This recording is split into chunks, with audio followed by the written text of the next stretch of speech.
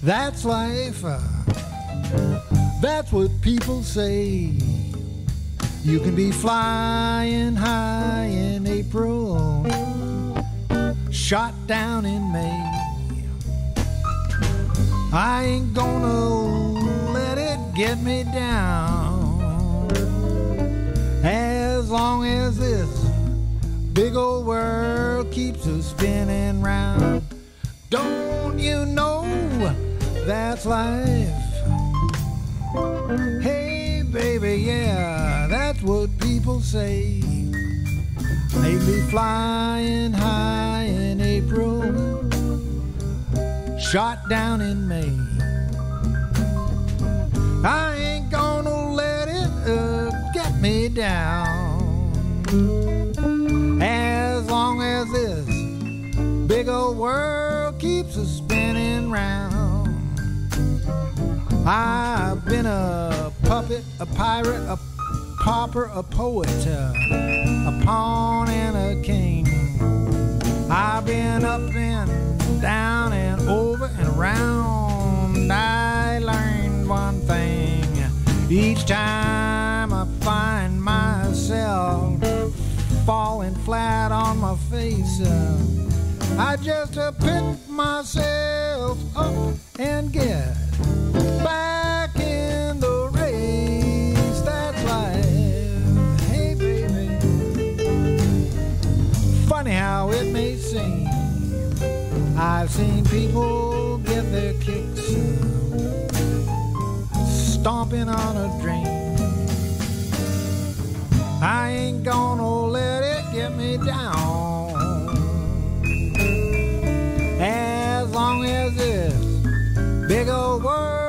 keeps us spinning round. Hey, don't you know that's life, baby? As long as this big old world keeps us spinning round. Yeah, baby, I ain't gonna let it get me down.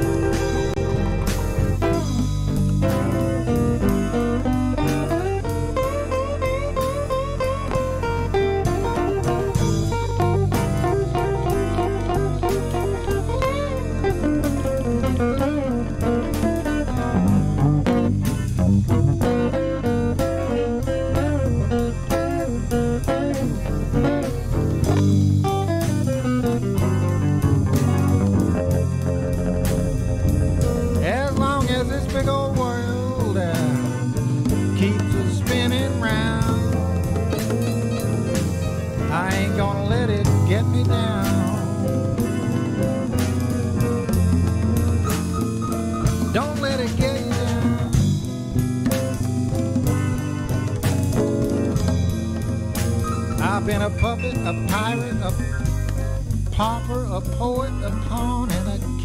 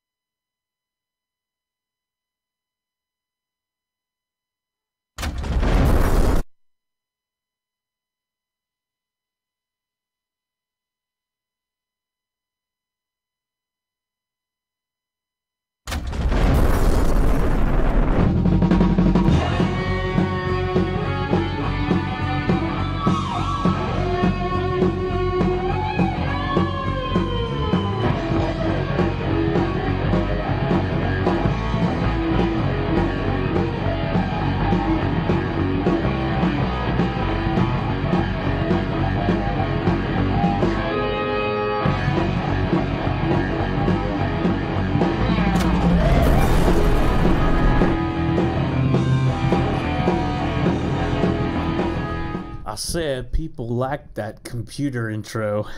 I might have to play it again. Hi, welcome. It's Friday, June 29th.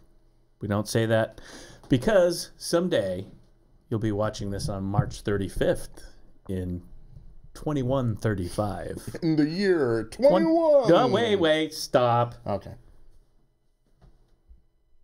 Ladies and gentlemen, are you ready for this? Are you ready? You gonna do the year 21? Okay. Jason Allen. In the year 2135. It's the apocalypse. That sort of worked. Or we could do the movie kind. Oh, okay. That's good. In a world where only curmudgeons survive, it is Friday! apocalypse. It is Friday. Friday! But wasn't that some show like with Chris Tucker and Ice Cube in there? I don't... You know? Oh, Fridays? Yeah, Friday. Yeah. Fridays was. Yeah. That was a show. Yeah. Fridays was an actual show. That was... no. Fridays, if I recall, that's a great intro. Fridays, as I recall, was the prepubescent little bit of early... Yeah, because it was a ABC competition for Saturday Night Live, which was on Saturday, but this was Fridays. That's right. So they didn't want to go up completely. Like, it's like, well... Yeah, they didn't want to go head to head. Yeah, right. It's like, let's not go head to head, right? Let's not be Monty Python, okay? We'll see if this works, though. Yeah, let's see if this works. So we'll go Fridays on ABC and see if we could, like... You know, if people would be lazy on the weekends and be like, I only want to watch one comedy sketch variety show. I think I'm going to go with these Fridays. But, Jason, I don't want to wait till Saturday. Who was on Fridays? Ooh, there was, It was a prepubescent. Oh, there's one guy that went on to become... Two people, if I recall. And of course, I didn't bring Alexa, so we can't talk. I totally forgot Alexa. I knew I forgot something. Yeah. You know what it was? Prepubescent Seinfeld. Really? Yeah. No. Yeah. A young Jerry Fresh-faced? No.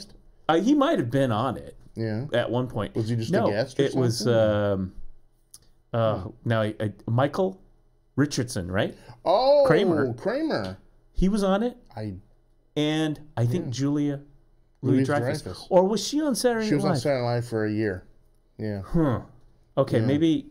I swear she was on Fridays, too. Okay, now I got to look that up. Yeah. But Michael Richardson was. That's the first time I'd ever seen Michael Richardson. Yeah, the only time I ever saw the show Fridays was when they had... the musical guest was Kiss.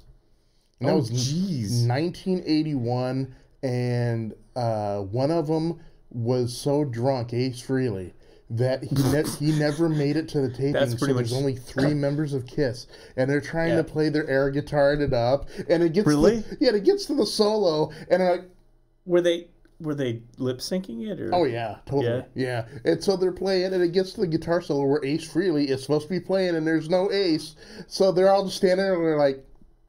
So it was like being on American Bandstand. It was painful. Yeah, it was great. It was a Kiss fan, and like, oh my god. Well, according to what's his name, the lead singer? Of Kiss? Yeah. Either Stanley or Simmons. Well, it's Stanley. Paul Stanley. Paul Stanley. Yeah. According to Paul Stanley, that was Ace Frehley's pretty much mode of constant mode. Yeah. Like, have you ever, even if you don't like Kiss, okay? Yeah, there's plenty that don't. And there's plenty of people who don't like Kiss. Yeah. Like, because, you could listen to, I don't know, 3 guys like Rush play music. Right. Or Kiss play music, and you could be like, Yeah, it just doesn't stack up musically. Neil Peart. Peter Criss is no Neil Peart. No, Peter Criss isn't even a Pee Wee Herman, but the only one who was Ace Frehley. I thought he had legitimate kind of chops, right? Yeah, he had chops. The other 2 were meat and potatoes kind of guys, and Well, I mean, it was an act, Paul Stanley and Gene Simmons, it's a visual thing, right? You know. So here's the thing.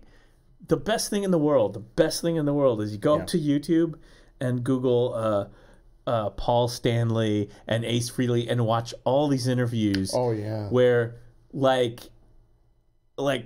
they just libel each other or something. I mean, it's just like horrendous. You know, Paul Stanley calling Ace Frehley a drunk and all this stuff, and then Ace Frehley calling Paul Stanley all kinds of things. Yeah. And it's just like goes on and on. Like I watched this one time. I was watching YouTube because it's good to stumble upon fun stuff on YouTube all the time. Yeah. Like Coffee with Curmudgeons, 2 guys. But anyway, it was great. Yeah. I mean, it's like it was like a 15 or 20 minute of just Paul Stanley ranting, and then next up suggested Ace Frehley talking about his years in Kiss, and it's like right back at you, you know, and it's like, oh man, and then it was like I think didn't they sue each other or? They sued? Him and Peter Criss sued because they said they didn't get paid enough. And then Peter Criss gets into it, and then when it's really good is when their wives get in it too. Oh, you know, their wives and girlfriends, you know, and stuff. It's I like wish they would do a reality show over that. Well, Gene Simmons. Had his reality show, right? Yeah. Or does he still have it? No, he had it for like 8 years or something like that. And then they had a little extra behind the scenes videotape, and I think he and what's her name, Tawny? No, that Tawny's she's the other former Playboy model. I remember. Oh, his wife, Shannon Tweed. Shannon Tweed, thanks. But oh my gosh, yeah. Like when it got to about the 3rd or 4th YouTube video, where here comes Peter Criss and here comes his wife. Oh yeah, and they're like. What do we say, about mid-50s, pushing 60 or whatever? Oh no, their Simmons is like 66. Well, this is like 10 years ago. Yeah, okay. Like these are Mid-50s. videos from maybe like 10 years ago. Okay, they're not like this is like from and here they come, and I always like it when there's a feud like that, and here comes Peter Criss's wife, and she's dressing like she's probably since like 1984. You know, it's like the leather pants and the spiked hair and everything. Yeah. And it's just like, God love you. I mean, it's just like, I know it's great. Jason, this could have been our lives, you know. Yeah. Yeah. Like had we hit it big in the 80s with the bands that because you were in some bands in the 80s. Yeah. You know, Where Are They Now? VH1 special, right? Had I hit it, I mean, you're kind of like sitting there thinking to yourself, which is worse, right? Now, which is bad, or Matt, you do the Twilight Zone. You have like Rod Serling come in, right? Right. And go, well, now we'll give him what he wishes for, right? Ooh. Down to L.A., hit it big, right? Yeah. Oh, opening for Guns N' Roses, MTV and everything. Yeah. Like, now it would be 2018, I'd be sitting at this desk, like wearing leather pants. Right. You know, my gut hang would probably be a little worse. My hair would still be done. I'd probably be dyed jet black. Right? Oh, yeah. I'd probably still like some makeup, eyeliner and whatnot, right? You got it, right? And maybe some like fishnet here. Like, yeah, Jason, we just played this gig. It was so good. See, I'd have to actually do it in maybe Halloween, I'd have to have. But could you imagine? That would be me. And probably the lifestyle would have been a little bit harder. So probably a little more wrinkles and stuff, a little more, we were on the road, man, and they stole my drums out of the back of the van, and we had to go to Sam Goody or whatever, get some drums. It all turned out to be a prank. Those Jethro Tull whatever. Yeah, exactly. Those so-and-sos.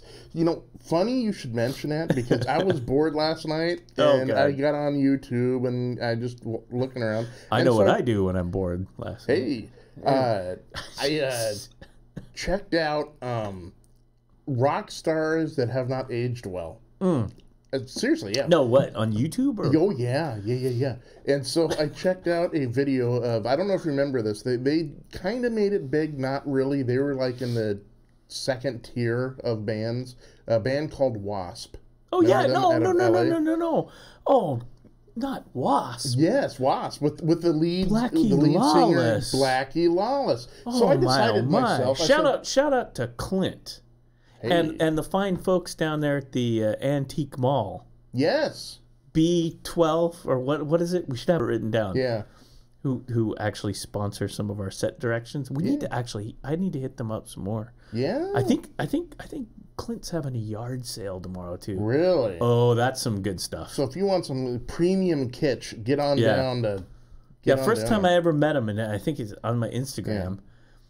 Yeah. I took a picture of him because he was wearing a Blackie Lawless Wasp T-shirt. Now, well, that's what I said. We're at a record sale thing, a record swap meet sale thing. And I'm like, okay, this guy right here. And I was with Betty, our friend Betty. Yeah. She goes, "Oh, that's actually my friend." And I'm like, "Oh, dude, good to meet you." He's like, "Good to meet you." Blackie, how you holding on, man? I'm taking a picture.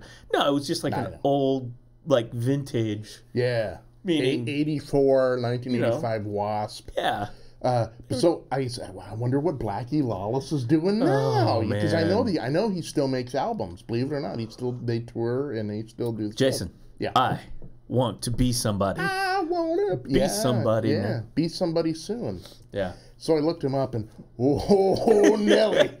Oh, Nelly. So one of the things, the comments were below was, "Oh my God, it's Ann Wilson from Heart." Oh, no.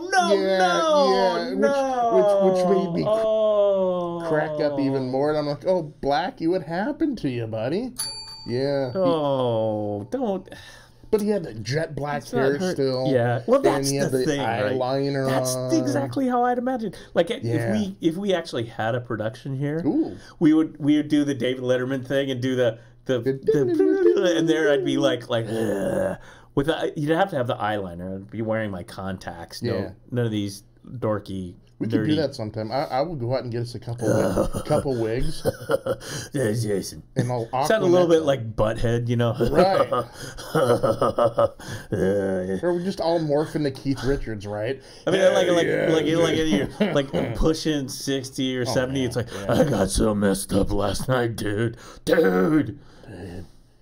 I mean, I'm sorry. What's your name again? I know.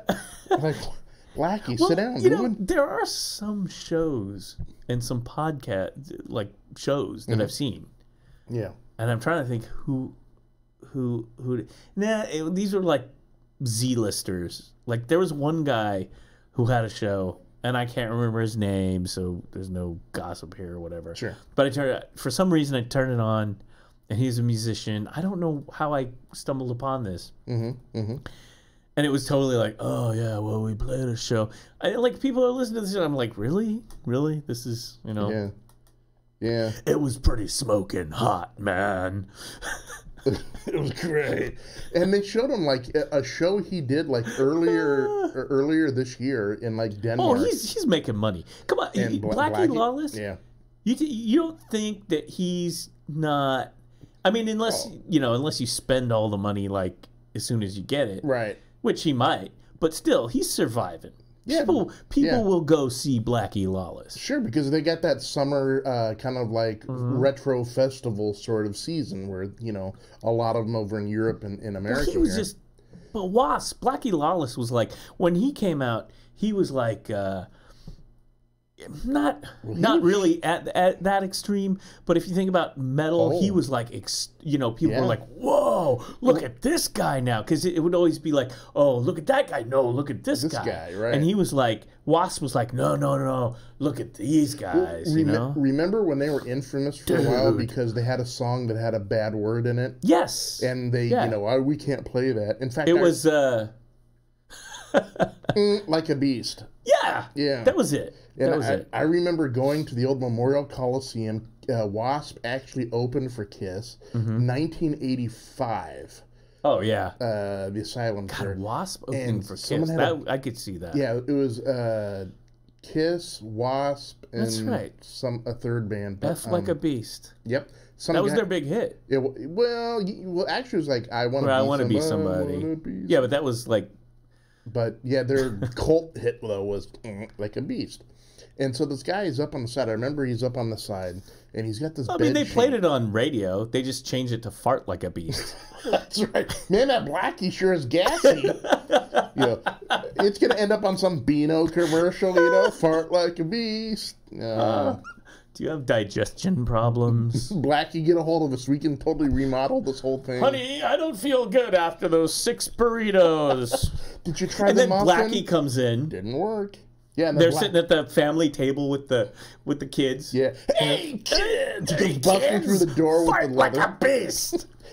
You gotta fart like a beast. And the kids, oh, Mom, can we? Sure. Yeah, it's like, it becomes the scene in Eddie Murphy's...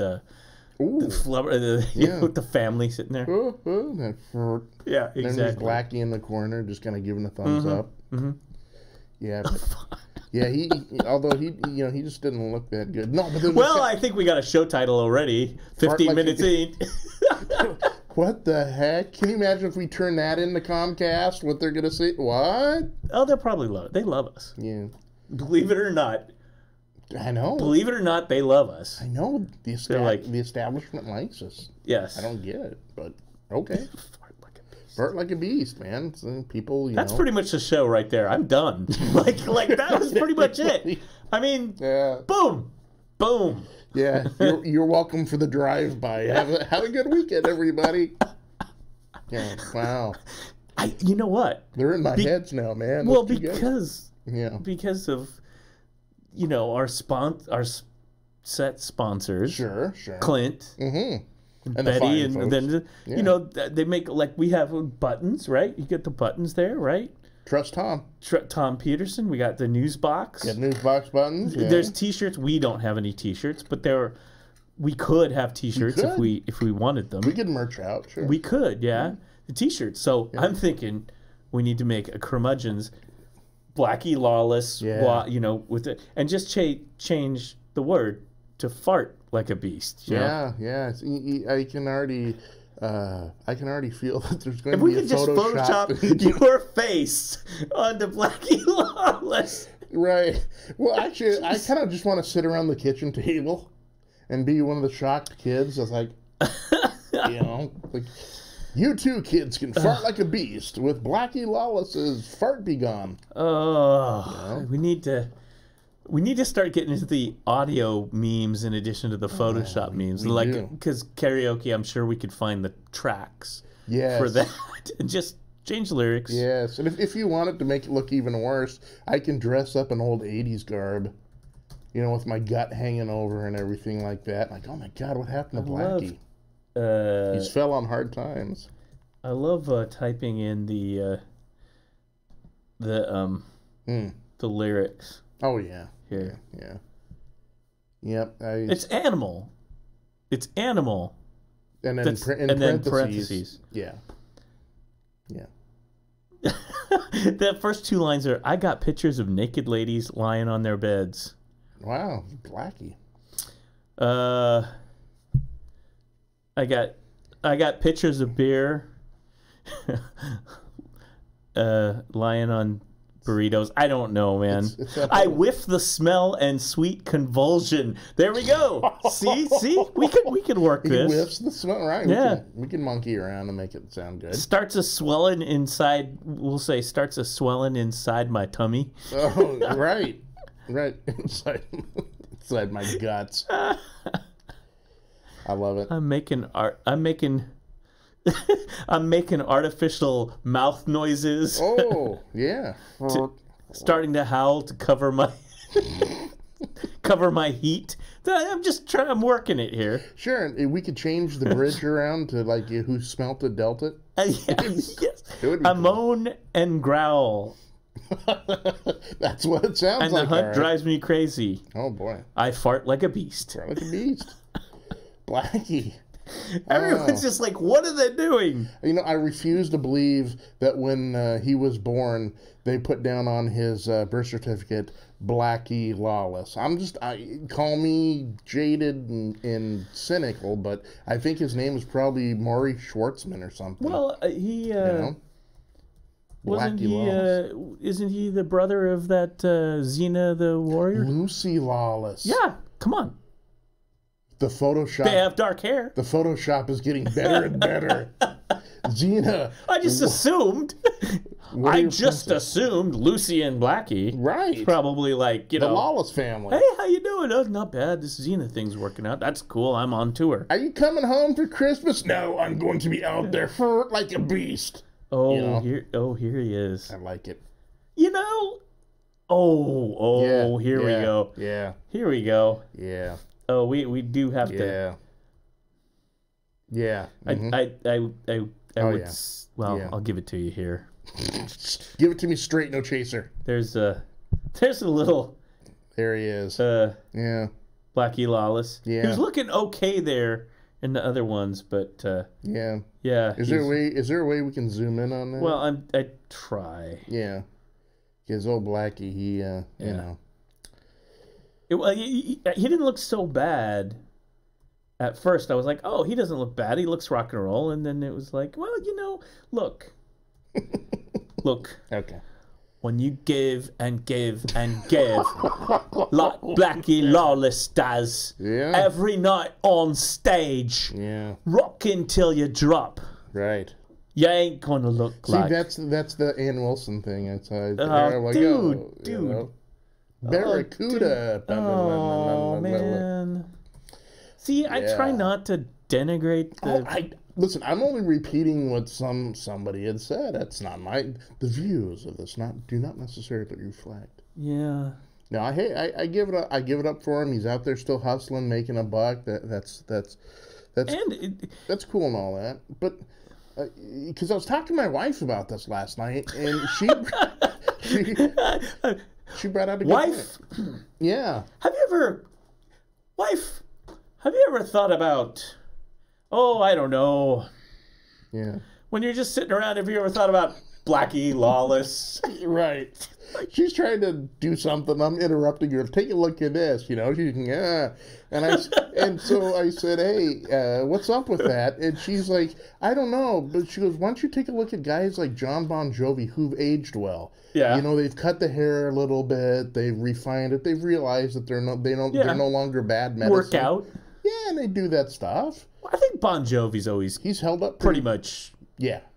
He never okay. See, there's Bon Jovi. Yeah. And then there's Wasp.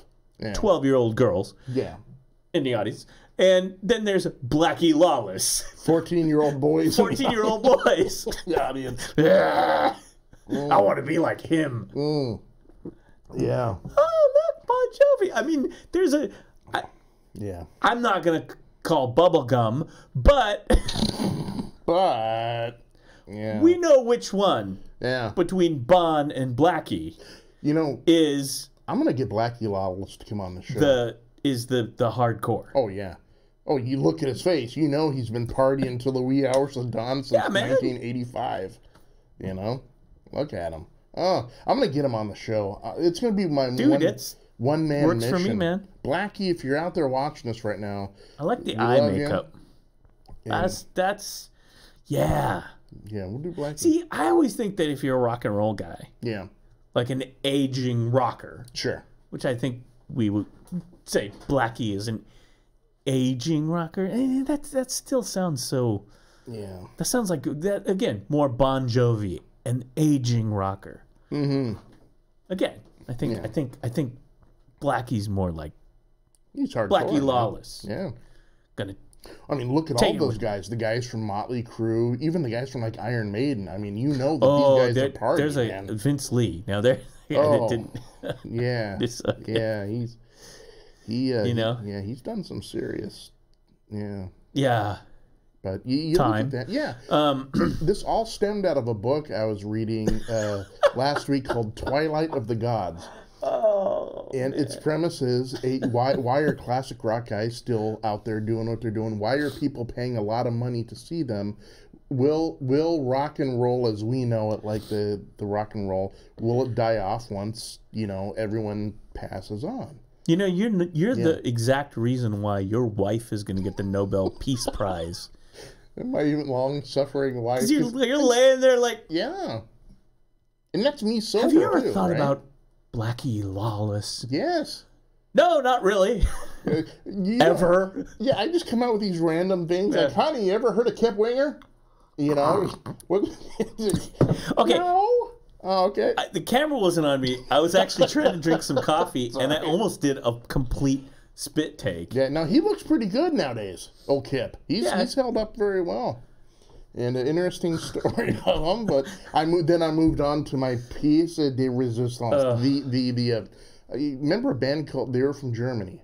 Remember a band called Accept? Dude, that's just where I was going to go. You know, the song Balls to the Wall was their kind of breakout hit, right? Yeah, see, that was the debate, right? Yeah. Because I think it was kind of, there was Wasp. Yes. See, and then it was like Accept. Yep. And it was just kind of like, oh, man, I'm not sure how hardcore. It's like, yeah, but these guys are German. Right. And they're hardcore. And that's like really, I mean, yeah. I mean, this guy, the lead singer of Accept, looks like Truman Capote in fatigues. Oh, it's great. Have you seen what he looks like now? It's so funny because part of the reason we ended up doing this show is because we have like the brainwave thing, and I literally was going to Accept like the moment, like as you were going, I was about to type in.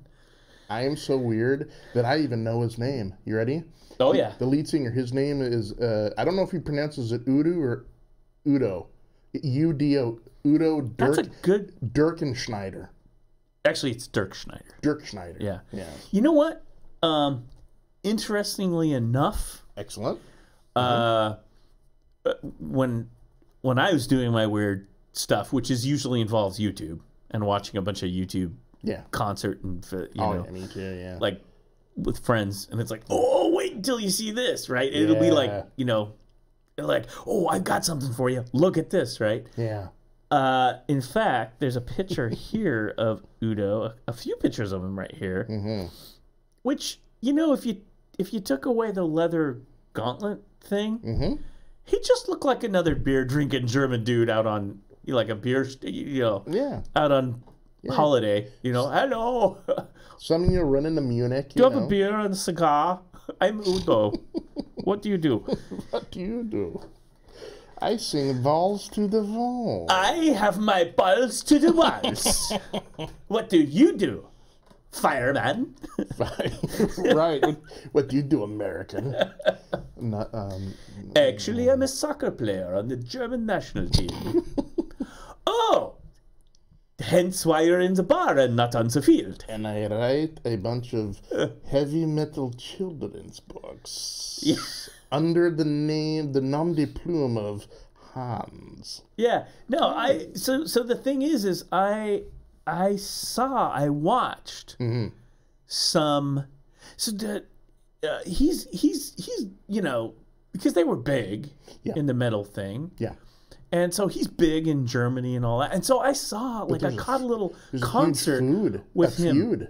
He is no longer, he no longer can accept, and they fight, man. And he solos. He solos. But he was like, so I found this video. Yeah. He's on stage. Yeah. With a band with other stars. I swear to God, like Nina of 99 Blue, like they were all there on stage, and it was like, and here comes Udo Dirkschneider, you know, hello, how are you? You know, where do the Scorpions... Do you have your balls to the walls? Yeah, where do the Scorpions show up? Because, you know, if you're talking German heavy metal... Yeah, no, they were like all kind of doing this thing. And actually, I think here, if you see, there's some pictures here of Udo.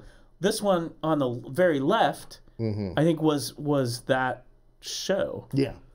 That I saw. Like, he's kind of wearing his fatigues and whatnot. But he was just kind of like, you know, he looks... Yeah, definitely looks like you could cast him in like a little Hogan's Heroes there or something. I don't know.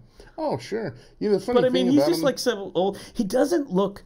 Okay, so that's an interesting example of a rock and roller. Right. He doesn't look that much different. No, he's actually considering what he was like in the 80s, right? He's actually aged not bad. The only problem is when I first looked at him, it was from a distance. Yeah. And I was basically like, holy crap, that's Dusty Rhodes. You know, the old wrestler. You know? Right on, right. Yeah. Like, that's not the late The late great Dusty Rhodes. Dusty Rhodes. But then I was like, nope, that's professional wrestler. That's Udo Dirkschneider. Yeah. No, but I mean, he always had that look, right? Mm-hmm. And so, and it's kind of like, I don't know, receding hairline. I don't know, Jason. I don't, Like what? Oh. Well, I mean, that's the other thing about metal. Like this guy, Udo. He just came out. But I mean, he didn't wear the wig. He didn't have the Love Lawless thing going on. No, yeah. I mean, I'm sure, at some point when you're in your 60s and you're rocking out with your jet black hair, there's a lot of horsehair weaved in your scalp. He's one of the few guys that even back in the heyday where the unwritten law was you have to have long hair. Mm-hmm. He was one of the few guys that could still be street authentic. He was authentic, but he had short hair. I mean, the other one I know of is Rob Halford from Priest. I know, that was the whole thing. It was like, oh, look, it's a German Rob Halford. Yeah.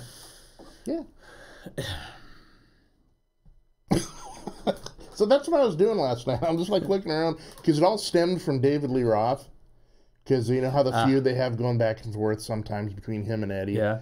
And I'm like, oh, geez. Speaking of another guy who looks, I wonder if Van Halen boys are doing, So I looked up and it's now I'm mesmerized looking at. Yes, Udo. Today we're looking at photos of your German grandpa, right? Who played in that heavy metal band. And here's the thing. Mm-hmm. He rode the Wrecking Ball. He did before Miley. Yeah, she stole it. She stole it. I think Udo needs to do. Do you remember when you saw that Wrecking Ball? Yeah. That video, it was called Wrecking Ball, right? Yeah. The song? Yeah. And then Miley's out there riding the Wrecking Ball. That's and it's Udo. Like, where have I seen this before? Yeah. Yeah. Yeah. Balls to the walls, Miley. Yeah. We know where you stole that from. Mm-hmm. Oh, see, they could have done like a thing together, a duet. I mean, here'd be, here'd Miley and here'd come Udo on his Wrecking Ball, right? And they'd one's on one side of the stage, the other one's on the other side of the stage. They're just swinging back and forth, looking at each other. Hey, let's hope their balls don't Hello, Miley. I loved Hannah Montana. Right, very good show. Yeah, very good show. But I have better hair than you. And they're like swinging back and forth, and I would go see that show. I would pay to see Udo in a Wrecking Ball. He would steal the show. Miley would get out there and try to be weird. He would you sit down with this girl. Yeah. I will show you what it is to be hardcore. It would be because I caught a little Hannah Montana back in the day. I'm sure you did too. Yeah, kids watching it. Right, you watched the stuff. I was more a Wizards of Waverly Place kind of guy myself. Sure. Oh, with Dom DeLuise's kid. Yeah. I actually liked that show. Yeah. So I'm still a Selena Gomez. Oh, sure. Fan. Sure. And she's been through a lot. Oh, yeah. And I'm not just talking about Justin Bieber. Right, the Biebs. But anyway. Yeah. So I think you could have a show like it could be they could just do Hannah Montana years later. Ooh, right? Yeah. And then Udo comes in and they cast Udo. That's basically Udo could be the Billy Ray Cyrus character, but he didn't age well. No. And suddenly has a German accent. It's like instead of "Hey, how's it going?" it'd be like, "Hello, how's it going?" "Not bad, Dad." Wait a minute. Are you two people at once? What do I call you? Well, I mean, I don't know if but in the old days in classic soap operas, sure, someone would die and go into a coma, and next week another person's contract was renewed, and it's a whole different actor. Right. Right. And it's like, so, I mean, I figure we could just replace Billy Ray Cyrus. Right. In the beginning, they always have that voice that comes out. I never liked Achy Breaky Heart anyway. Today, the part of Billy Ray Cyrus will be played by Udo Dirkschneider. Right. It's like, why? It comes on. And we could call it, we call the show Wrecking Ball. That's perfect. That's perfect. Starring Miley Cyrus. Yeah. Udo Dirkschneider. And then let's throw in a little Love Lawless just as a cameo. Next door neighbor. Yeah, Blackie. Blackie, do you have any coffee? Exactly. You know, like, do I have coffee? Yeah, I need some sugar.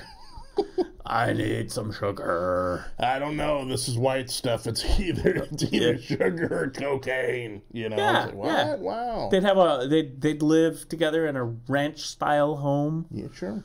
You know? Yeah, like you do. They look like the Brady Bunch house. Yeah. Each house is identical. You know, they're like on. Didn't Lucy and they moved to California? The famous move. Yeah.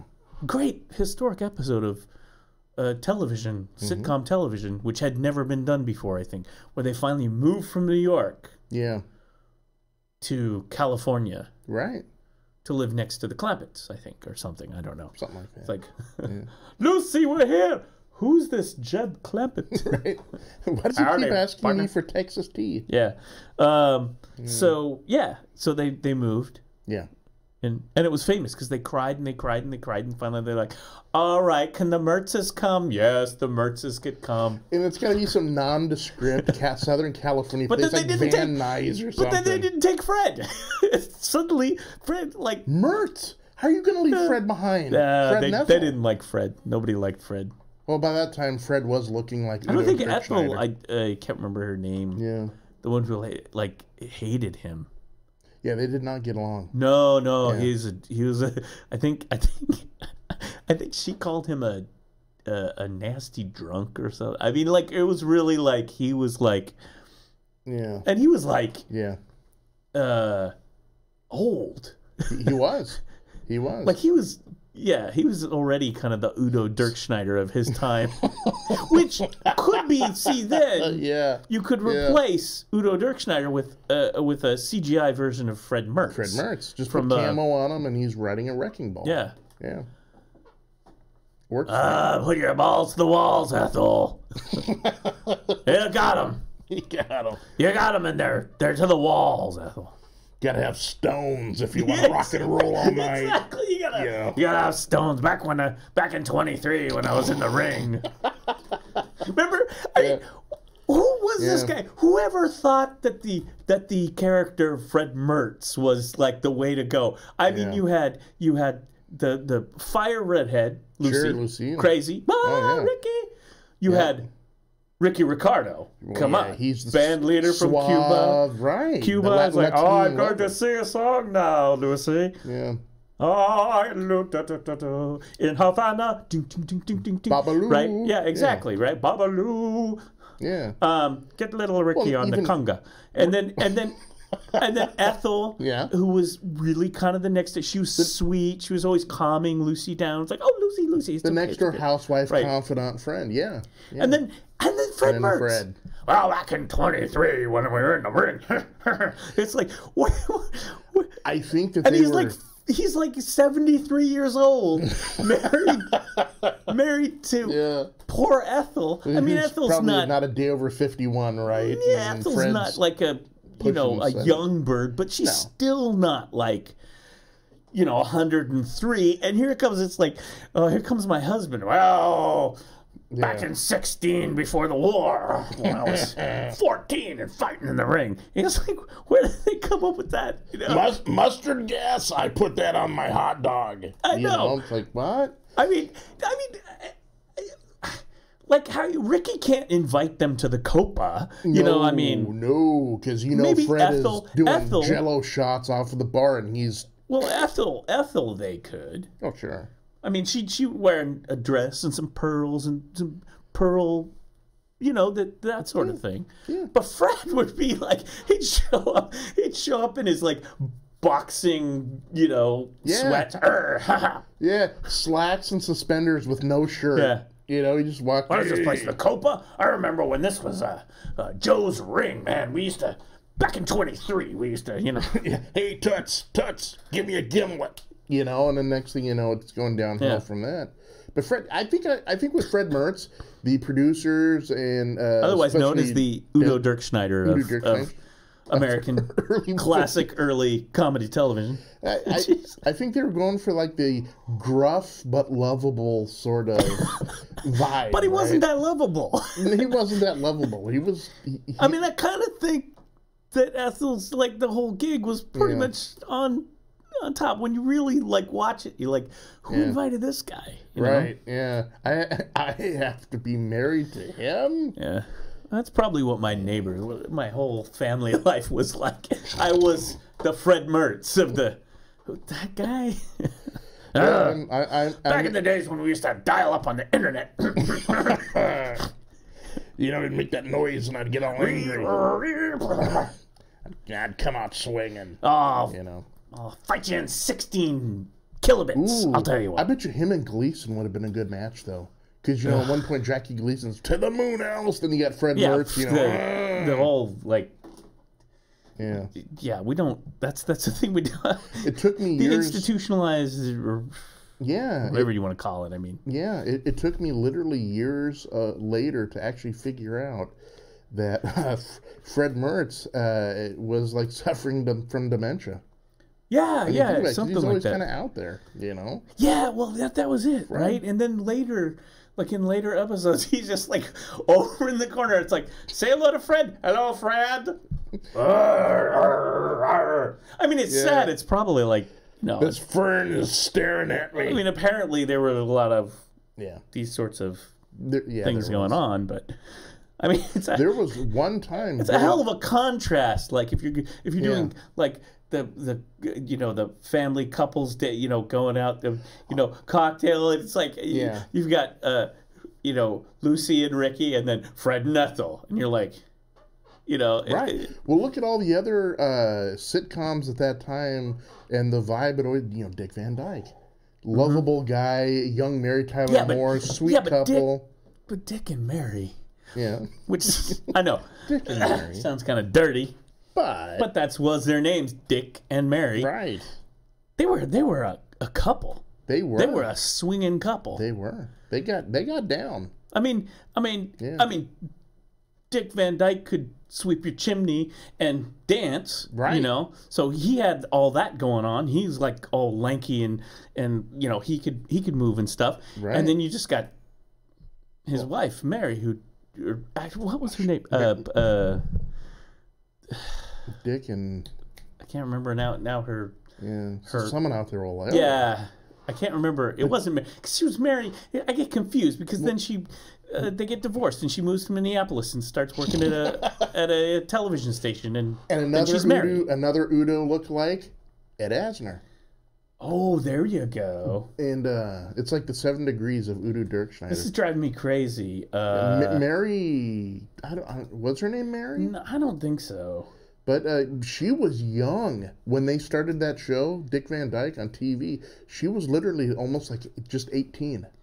I mean, and so. But Laura. Laura. It was Laura. Laura. That's Laura right. Petrie. Laura Petrie. Yeah, right. It was Laura. She played Laura. Right. It was later that they got divorced. She moves to Minneapolis, works for that TV station, and changes her name to Mary Tyler Moore. Right. Yeah. But it wasn't Mary Tyler Moore, though. It was Mary, like, Hart or something. What the hell was her name in that? I don't know. It was like... It's the only one person that would have a show name and have the same name in the show was Bob Newhart. It was like, look, my name's Bob Newhart. Bob Newhart Show. Yeah. When I walk in, you don't call me Steve. You call me Bob. Call me Bob. Bob. But maybe it wasn't...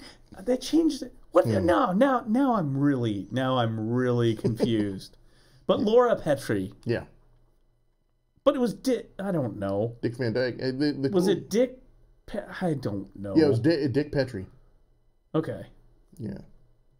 Do you know what her maiden name was? No. Meeker or Meehan. Really? I'm sure it came out in the show. It was a long-running show. Yeah. But anyway, yeah. But I mean, but they were like they could have gone out with Ricky and Lucy. That's what I'm talking about. And it would have been like, amongst equals. The young fashionable set. They're sitting there having some martinis. So, things are cool. Interestingly enough, think about it. Mm-hmm. They go out, cocktail dinner. This is like the 50s, 60s, right? Sure. People are like mid-50s. Stylish. Yeah. Oh, yeah. It's not go out to the brew pub and fart, you know? Right. They're not farting like a beast. They're holding it in. keep the poutine out of your big long beard like we do in 2018 in the 21st century. Yeah. Who knew? I thought we'd all be wearing silver lame pants and Buck Rogers, but no, we look like it's 1895 and we've got this beard. It's like, honey, you got cheese in your beard. Oh, sorry. I just love this hoppy ale. I'm still angry because the powers that be, and I'm not going to say who they are, but the deep state secret powers that be, they promised this to the Jetsons, and we didn't get the Jetsons. We were sold a bill of goods, and we... There you go. The Jetsons would be a good matchup. Yeah, they're out there hanging out. But if you think about it, okay, so Ricky and Lucy. Yeah. And Dick and Laura. Mm-hmm. I assume it was Dick. I'm sure it was Dick. I think so, yes. They go out on a night on the town. It was Dick. Cocktail. Because remember they named their kid like Richie, Little Richie? Yeah. And so then they go out on the town, right? Yeah. The forum. It's a foursome. It's couples. Sure. And so what do they do back then? Back then it would be like, first of all, you dress up like the men would wear jackets. Yeah. Right? Ricky would probably be wearing... It's like watching Mad Men, right? Where they're all totally Mad Men. They're all dressed to the nines. I'm feeling Ricky maybe in the... What is that kind of that white-ish? Ooh. Ricky, yeah. You know, with the white with the black trim. I'm thinking that too. You know? Yeah. The white tuxedo. And then Dick in probably more the dark tuxedo, I'm thinking. I'm thinking that. Ricky, he was. I mean, he could bow tie maybe. Yeah. Even, right. Oh, he could pull that off. Yeah. Easy. No, dude looked good. I mean, not everyone can pull that off. He could pull it off. Yeah. And Dick wore a tie thing. Both, of course, the women would be wearing dresses, gowns. Yeah. Pearls. Laura. Oh, pearls. Yeah. The single strand of pearls. Maybe she's got on some chiffon. We don't know. Lucy, maybe a cameo? Is that what they call it? The little things? Or maybe even like a choker. Yeah, that's what I'm thinking. Yeah. That's what I'm thinking, right? It's stylish, right? But here's the thing. Okay. So they go out, and you have cocktail hour. Yeah. Martinis, highballs. Yeah. I don't know. Maybe the ladies have martinis and the guys have... I don't know. Maybe gimlet or two. I don't know. Something. Yeah. Right? Yeah. And then escort to dinner. Oh, well, sure. This is like the top of the Cosmo or something. This is like at the... You know what I mean? Yeah. So they have dinner. Roast beef.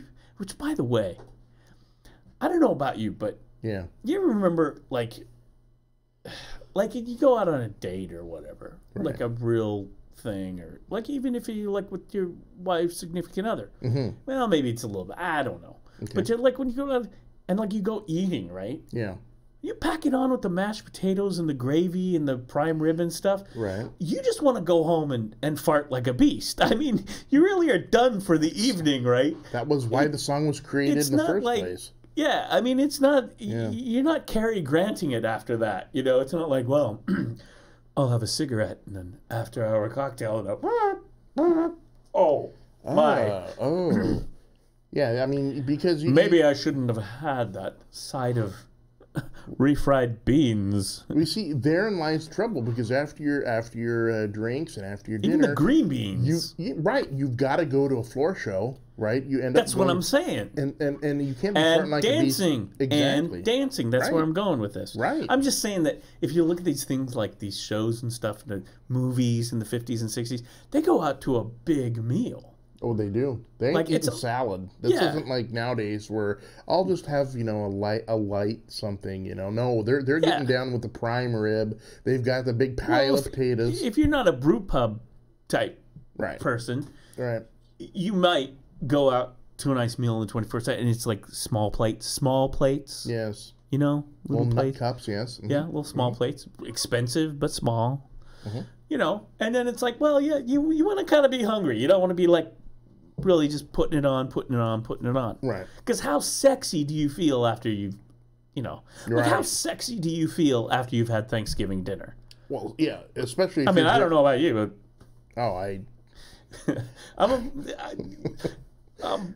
it's like you just want to pass out. you know. Yeah, I tell you the truth, I don't know if I've ever felt sexy in my life. But, you know, I don't know. But yeah, you're right. I mean, you and Blackie Lawless. Me and Blackie. But little secret here. But at least he's a rock and roll star. Yeah. I mean, he doesn't have, Blackie Lawless. Blackie doesn't have to feel sexy. He doesn't have to. He's just. Nor does he have to look sexy. No, it's grandfathered in. In his but case, the ladies literally. do. Yeah. But so then they have the big dinner, like you see, and I see this like in the movie, like even Cary Grant or whatever, and it's like, you know, then they cut and it's like they don't show you eating the dinner, like never tiny bit, like a little bit of this, because here's a pro tip, and I've done this as a video producer. Mm-hmm. Yeah, don't show the people eating. Yeah, it's not good. Don't put the people, and people are like, oh, let's do the eating. It's like, let's do the before eating, when everyone's talking and smiling. Yep.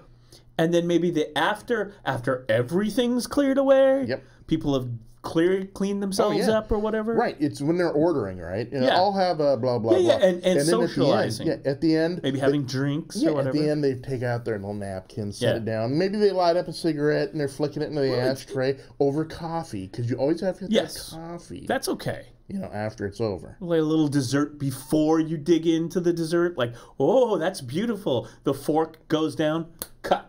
Right there. Cut. Because, like, when you see those, like, commercials, like those, because they do that sometimes in burger commercials, and, like, some dude, like eating. Yeah. And it's just like, I just want to throw up when I... Yeah, I've never understood why restaurants do that in their commercials, because to me that's because I don't care who you are. If you're a supermodel, I don't care. You're just not, people are just not attractive eating, right? I'd say 99 majority of the time. Yeah. Video producer pro tip. Okay. They show the before, right? Because the food looks good when it comes at you. It's like, whoa, look at that. Ooh, working up an appetite here. Right. And then it's after. Wow, that was good, wasn't it? It sure was good. You know, every once in a while, maybe they might have someone like just like go maybe. But it always stops halfway to the mouth, right? Because it's in conversation, so it's on the fork. It's like, and smiling. Right. And then here comes that food. And as soon as it's over and they break away to the after shot, it always starts with the line, oh, I can't eat another bite. That's right. That's right. You know? And that way you know. Yeah. Coffee, please. You know, and they're bringing over the coffee. But see, like in those movies, like Cary Grant or whatever, he goes out with... Judy. Yeah, with, I don't know. Audrey Hepburn. Okay, Audrey sure, Hepburn, whatever. Yeah. He goes out, and then they go to the meal, right? Yes. And at the end, you know, he like the big prime rib and stuff, and it's like, you know, having a cigarette and all that. And you're just like, dude, you know, you'd be farting like a beast. Of course. After that whole meal for the rest of the evening. Right. Put a little more au jus on that. If you're going to get out there and dance, I mean, you're going to be sitting there and you're going to be making digestion noises the whole time.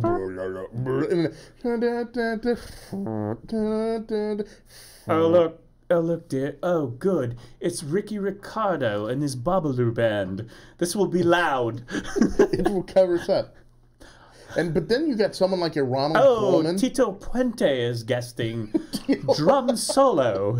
Tito. I can get all my good farting in during Tito's timbali solo. Right, but then you got another guy that shows up. So sorry.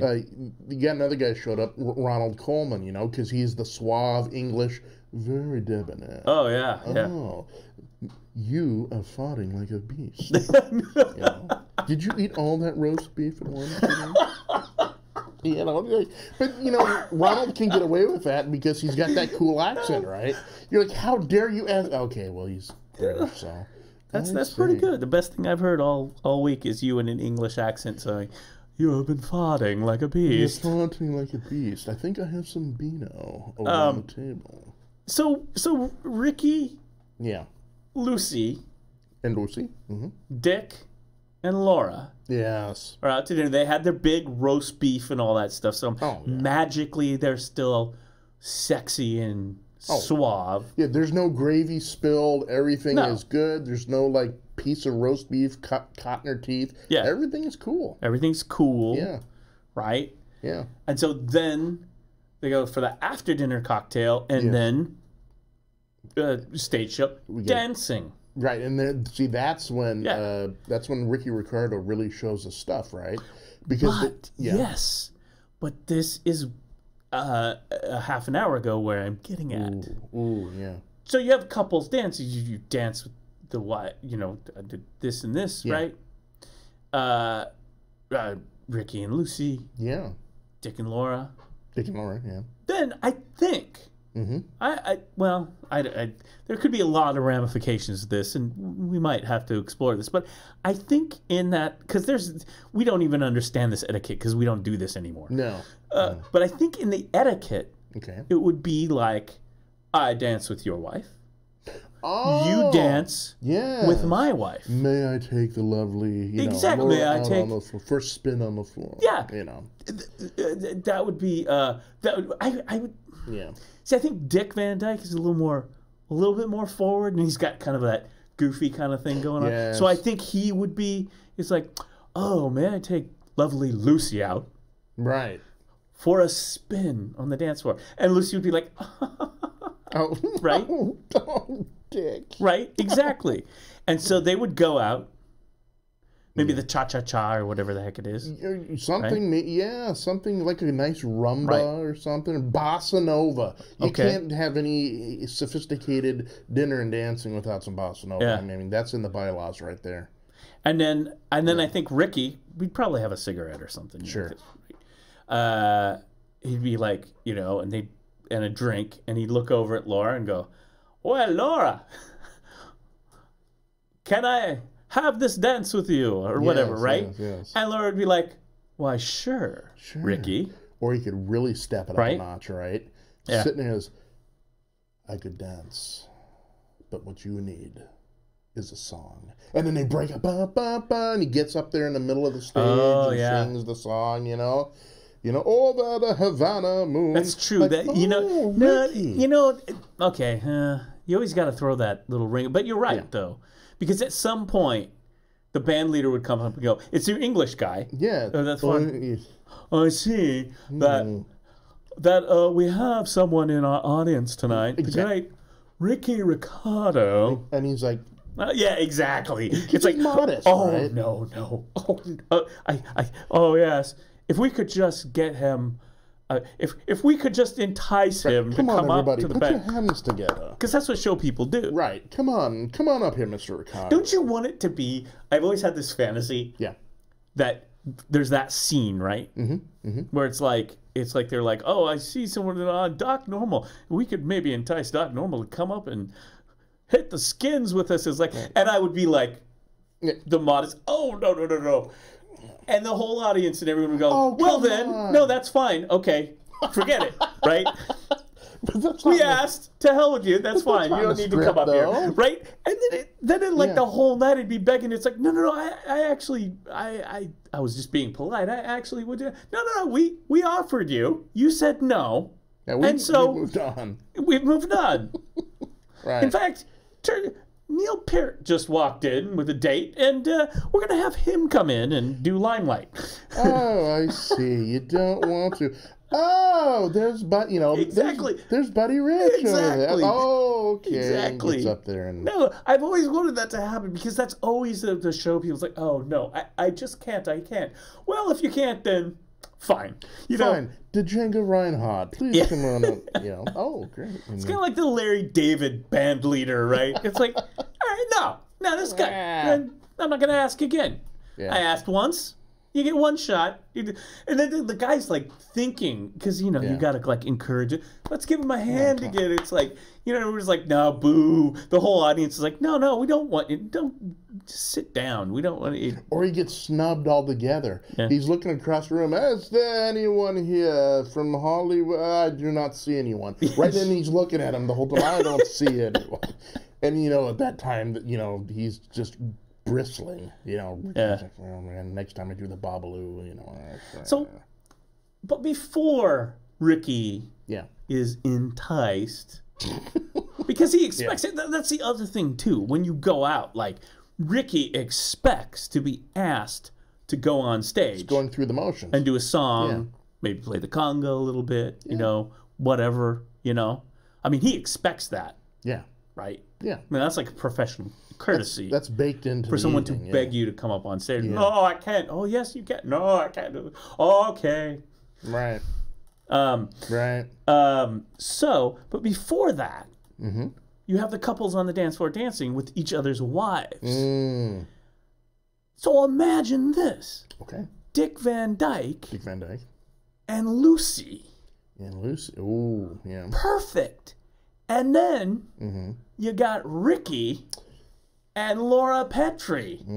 Huh? This works, man. Ricky, you sure are a swell dancer. Because Dick and Lucy, kind of they're the goofy. They're both the goofy part of their couple thing and their shows. Dick's kind of the goofy guy. Yeah. And Laura's kind of more kind of suave-ish, stylish. I mean, she's very pretty. And then kind of like in Ricky and Lucy, Ricky's kind of, the suave, and Lucy's kind of crazy. The crazy moves and crazy things happen. Yeah. Like Dick and Lucy would be perfect. Oh, yeah. And Ricky and Laura would be perfect. Right. Yeah. And then a few months later, we get into some uncomfortable situations. And then what happens is, they try to do a spin-off show and it doesn't work, and everyone's feeling real, there's a lot of hard feelings after that. Ricky, did you have coffee with Laura Petrie again? Lucy, I told you. Lucy, if you want to call it that. Oh, no, Ricky, don't. I'm trying to help her with her dance career. Right. She's got all the right moves. Oh, man. Oh, Ricky. Man. No, she would. I recall. Like, I think she'd be in the living room and dancing and stuff, wearing the capri pants and all that. Right. Mary Tyler Moore, she passed away, didn't she? Like a while ago. I think she did. Yeah. See, there you go. There I am. Like, I don't know who's dead or alive. Yeah. Especially in January 25th, 2017. Remember when everyone... The reason I say that is because that was that period where a lot of famous people suddenly died, and you forget all the... It's like, I remember David Bowie, I remember Prince. Yeah. Within a week of each other. Just slipped through the... Yeah. She was one of those. Yeah. January 2017. Wow. Yeah, she died, but she was always really easy on the eyes, especially in the Laura Petrie days, Oh, and she was an icon to kind of that housewife, women, stylish. I mean, that was kind of like. Kind of the early mid 60s to the 60s, like starting to do the feminism, women, housewives, career, kind of moving it forward, Yeah. So it was kind of like I heard that people, like, was she like the first woman housewife to wear pants on TV or something like that? And it was a kind of a minor sort of. It was like, whoa. Right. Kind of like the scene where Mr. and Mrs. Brady are sharing the bed. First time ever in American TV. Yeah, because Dick and Laura didn't share the bed. Right. Because Ricky was. Right. Oh, don't mind me. Thank goodness I'm rehearsing a song. Don't mind me. Dick's like, under Laura's bed? Yeah, the acoustics are so much better here. Really, just go to sleep. Don't worry. Don't worry about it. I love it. Let me call you sweetheart.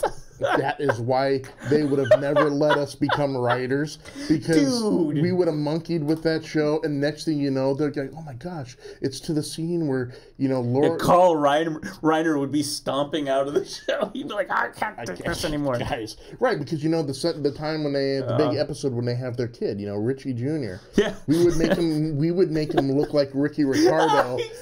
He'd look like little Ricky. Little Ricky. Like, and oops. Reiner's like, I'm not on board with this at all. Oh. In every episode, Mertz gets a beat down, right? Yeah. It's just because we don't like Fred Mertz, and so the guy plays Mertz would just sit in the corner cussing at the plants. Yeah. No, Dick Van Dyke would meet up with Mertz, and it's like, not your kid. He's not your kid. Get it through your skull. He looks nothing like you. No, he's not your kid. Sorry. Dick, you ever heard of a DNA test? Oh, I think we need to... Yeah. Oh, that's great. Yeah. I just like, kid. Yeah, the separate beds and everything. Yeah. It's like, good night. Yeah. Good night, dear. Good night. Wait, is that Ricky? Yeah. You turn off the lights.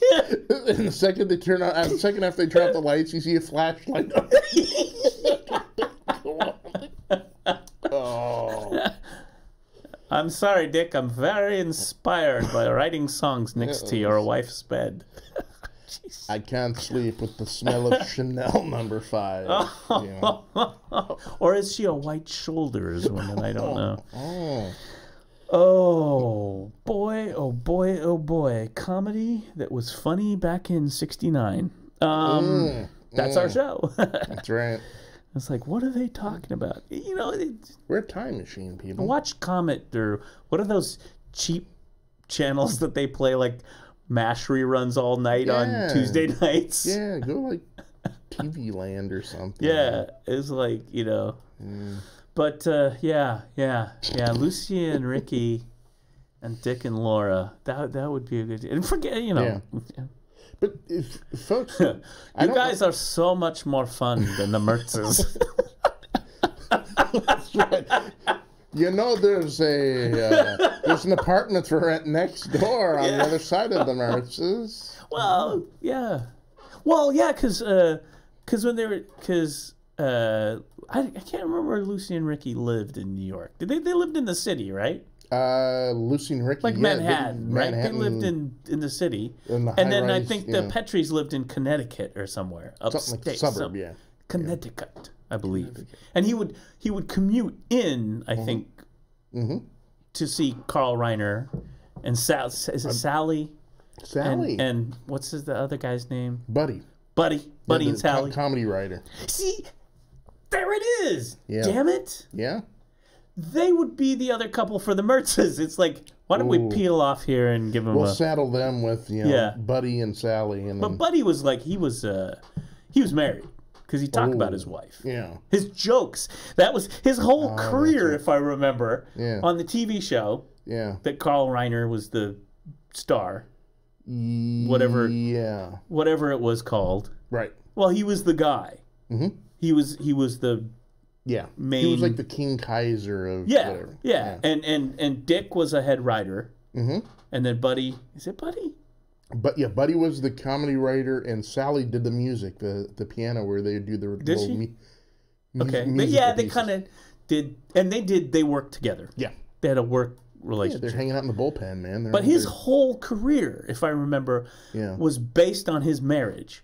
Like his poor wife, all the jokes were like, "Take my wife, please." You know, it's like that sort of stuff, right? Yeah. You know. And I just wonder, who was he married to? Your wife's such a bad cook. You know, I mean, it's like one of those like kind of things, right?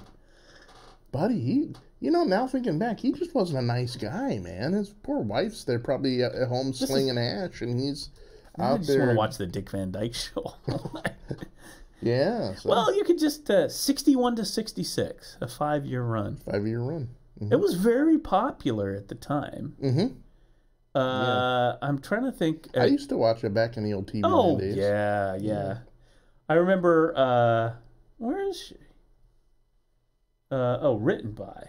There she is, Rosemary. Rosemary. Yes. I think she was Rose, right? Was she? I thought she was. Characters. No, what they got?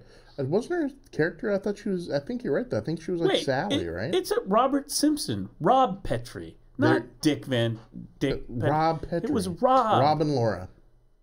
It was Rob and Laura. Rob Petrie. Yeah. Okay. Yeah. But the damn thing's called the Dick Van Dyke Show. Yeah, now they're just messing with our heads, man. Again. Right. Well, I think Newhart's name was different. It was. Oh yeah, his was Bob something. Something. Yeah. Laura Petrie, Rob Petrie. Yep, Maurice Buddy Sorrell. Yeah. Buddy, okay. Sally Rogers. Mm-hmm. Sally Rogers was Rosemary. She played Sally Rogers. Gotcha. There you go. Okay. Dick Van Dyke, Yeah. Yeah, it's been a while since I like watched Mel. Mel Cooley. I liked Mel. Mel. He was kind of the heavy, the dude with the glasses and the hair. Yeah, he was kind of the character actor, right? Bald. Yeah. Yeah, he did a lot of shows where he was like Mel is a balding producer of the Alan Brady show. Alan Brady. That was Carl Reiner's show. Alan Brady. He played Alan Brady. Alan, the egocentric, demanding, high maintenance, toupee wearing. Oh, that's right. Yep. They were always making. There was a whole episode hair jokes. Something about Alan Brady's toupee. Mm-hmm. Mm-hmm. Like it ended up in the coffee pot, and it was just like it's like buddy's wife jokes, wife's cooking jokes, and toupee jokes, and there you go. You've got a show, right? Man, that'd be easy and just to put write like for them. A young Mary Tyler Moore in some capri pants and have her put on a record while she's vacuuming the living room and then there's Dick Van Dyke's pratfalls, right? Because at least once an episode he's got to take a tumble over the ottoman. But that's exactly why I think the whole Lucy, Rob, Petrie, Lucy, and the whole Ricky. Ricky's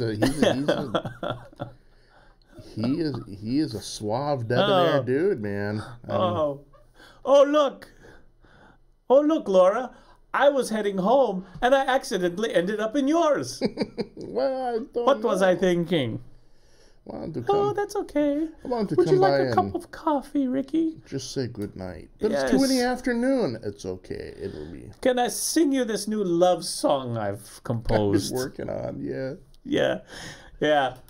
But because, oh my God, Ricky. Yeah. Okay, I just figured it out. Oh, because Ricky is going for Laura Petrie, right? Of course, yeah.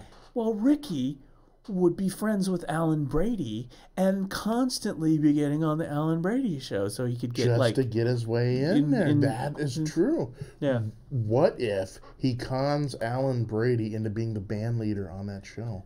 Exactly. That way he can just. Yeah. I want to play for you this new song that I wrote. But how come it's called Laura? Shouldn't it be called Lucy? No. Just trust me. Oh. I like the neighbor, Jerry Help, played by Jerry Paris. Jerry the Petrie's neighbor. Millie's husband. Millie. She was the busybody always looking through the window. Millie and Jet. That's right. Yeah, she's always like spying on them and stuff. She'd be with Mrs. Kravitz over there watching the Bewitched house. Yes. It's like, come on over, let's watch The Witch and her husband. Right. Oh, he took another fall over the ottoman again. Oh, let's go over and watch the Petries. She's having an affair with a Cuban band leader. Yeah. That kid doesn't look hides like Rob under the at all. bed. They don't sleep together. They have separate beds. But he hides under the bed. Yeah, that kid just does not look like him at all. Oh, jeez. Oh, no. That's, but that's the way it was. The kid looks like 50s, Udo Dirkschneider. It's like, this is weird. Yeah. That little trip that the Petries took to Europe, that time to Bavaria and Germany, turned out odd. Or the special episode where Accept was the musical band of the evening, and Udo just kind of, I don't know. Oh, could you imagine? You're at, so we had the dinner at the top of the Cosmo, or whatever you call it, right? The hotel, whatever. It's like a ballroom at the top of the hotel, right? That's the whole thing. When you get dressed up, you take the cab, New York City, Manhattan, right? I'm wearing a tuxedo, you're wearing the gown. You're not wearing the gown, but, Yeah. We won't be mixing. But, hey, sailor. But no. Jeez. There was a joke there, but I'm just going to leave it. I'm going to leave it. Okay. Yeah. Gals are wearing the gowns and everything, right? Yeah. And so they're doing that about, tonight we have someone very special, an international star. And Ricky's just sitting there like, here it comes. He's looking at Lucy. He's looking at the Petries. I'm like, here it comes, right? All the way from Deutschland, we'd like to welcome Mr. Udo Dirkschneider of Except Udo, could you come up and do a song for us, Udo? And then they flash over to Udo, and Udo's the one like, oh, nein. Yeah, no. Nein. Oh, no, ich kann nicht, nein. Oh, and then he breaks into a heavy metal bossa nova version of Donkashane, you know? They're like, and total mesmerized. Oh, who is this, you know?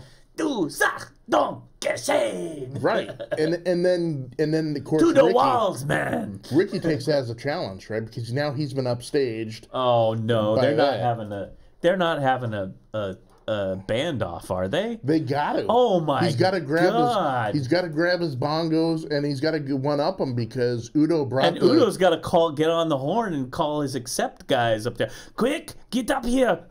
Get up here! We have a band off. Right. Against Ricky Ricardo, and then you see like the phone booth or the payphone, right? Yeah. All the dudes with the long hair and the flying V's and stuff. Ricky Ricardo. Oh no! Like it's a challenge. But then Ricky gets upstage and he doesn't like it, so he gets on the horn to his secret weapon. And the climax of the show is Udo Dirkschneider in a face-off with Lemmy from Motorhead. Because Lemmy's in town doing a local thing. So now Lemmy that would have been who, by the way, speaking of Mary Tyler Moore and the people we lost Lemmy as well. Yeah, Lemmy as well. We remember that one. Yes. But oh my gosh, you know, that would be another one, right? Yeah. Well, tonight, very special guest, all the way from England, which is where I was born. Yeah. Mr. Lemmy Kilmeister. Lemmy, could you come up and do a song? Right. The little Ace of Spades. The band has rehearsed it all afternoon. Lemmy.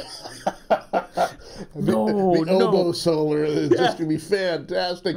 But the cool thing is, this is the first time in television history the Boom Boom Room actually has a mosh pit in it. Oh, man. Okay, so here's going to be the Club Curmudgeon. Club Curmudgeon. I like it. Club Curmudgeons. I like it. We need to find out. Maybe, the Hilton. They have a nice kind of a thing up at the top of the Hilton downtown. Right. And we could probably get that. Or the top of the U.S. Bancorp, too. They have that one. Oh, yeah. Yeah. Oh, yeah. Okay, so we're going to get that. Okay. And we're going to call it Club Curmudgeon. Yeah, or CC's. Club Curmudgeon. That's the short. Club Curmudgeon. Yeah, Club Curmudgeon. CC would be like the street sort of thing. Hey, let's head to CC's tonight. Yeah, but it's Club Curmudgeon. It would be confusing though. Right, it would. Are you going to Club Curmudgeons or are you going to CC Slaughters? Rob and Laura end up at the wrong address. I didn't wear my leather jockstrap tonight. I'm sorry. So I can't go to CC But then Spotters. it works out, though. It works out then because Liberace's playing and everything's cool. No. Look. Club Curmudgeon. Club Curmudgeon. All right. Okay. Welcome to Top of Club Curmudgeon. I'm Symphony Sid tonight. Yeah. Dizzy Gillespie. Ooh. Charles Brooks, Dizzy Gillespie. Ooh. Wow. There's no one that can top that. Along with Yardbird himself. And Buddy Rich sitting in on the drums tonight. Okay, so it would be like Club Curmudgeons. Club Curmudgeons. Right? Mm-hmm. We'd have the band leader. There's a dress code. There is. It's black tie. It's black tie. It's black tie and gown. Jacket and tie. This is not like your brew pub, No.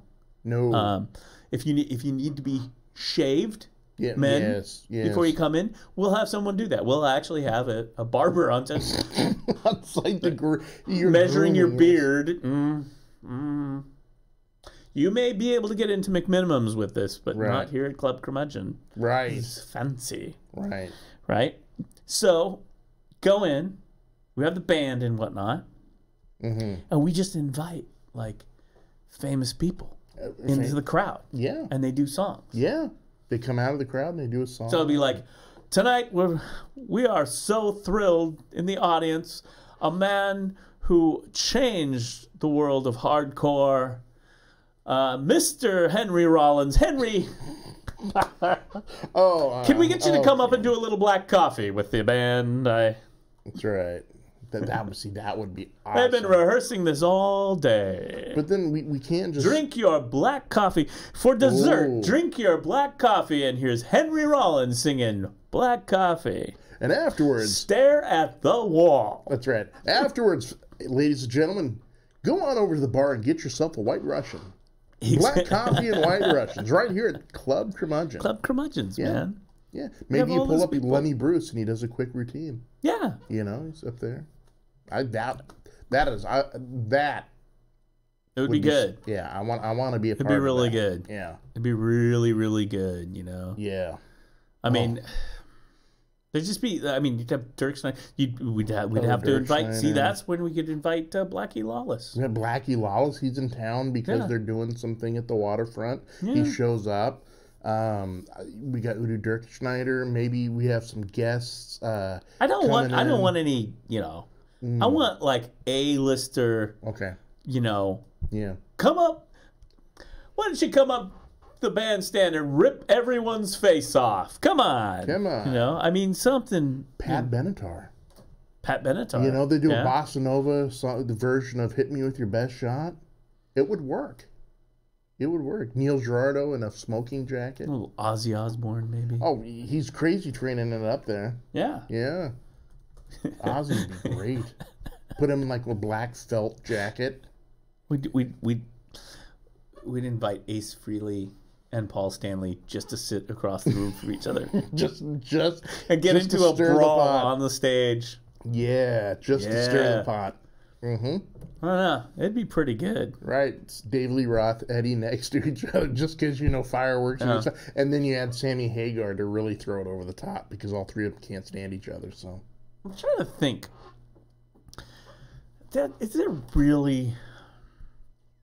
really anyone ripping your face off these days? Like with the new acts. I mean, I've heard some new acts. Some are talented, but nothing really like ripping your face off. Like back in the day. Mm-hmm. Like back in the Motorhead, back in the Black Flag, back in the Udo Dirk Schneider, you know? Yeah. Back in the Blackie Lawless. You know what I mean? No, the closest one that I can think that's still around that's still somewhat relevant is a band out of LA called Buckcherry. Other than that, though, I don't... well, there are some. I mean, there's that one Five Finger Death Punch. Yeah. Yeah, they're somewhat big. Well, yeah, I guess there's there are bands like... But I don't know. There's metal... There are bands. Sure. That are doing that. Yeah. Right. But they're not as... because the way things work, they're not as... They're not new and fresh. Well... They've been around a while. Yeah. I mean, there's not one on the scene now. It's like, wow, where did these guys come from? Yeah. You know? I mean, there's a lot of, like, sludge. Yeah. You know? Yeah. So you'd have sludge, right? Yeah. I think. But I don't know if that could work at the floor show at Club Curmudgeon, though. I mean, we have standards. Well, I know. True. You know? If you boys trim your beards, you can come up here and play a song. Yeah. Yeah. Maybe, I don't know. I wouldn't mind seeing also Club Curmudgeon just as an off night sort of thing. Like Jack White. You know, he comes in, he plays, you know. But I don't know. Yeah. I don't know. That's real. I think we probably should stick with the tried and true.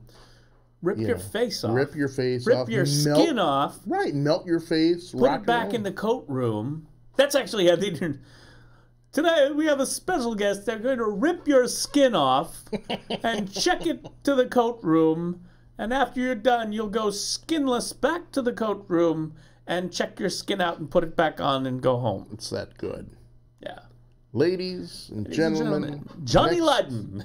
Next up on the stage. They're going to do a power ballad that will literally make you rip your heart out and put it in a blender.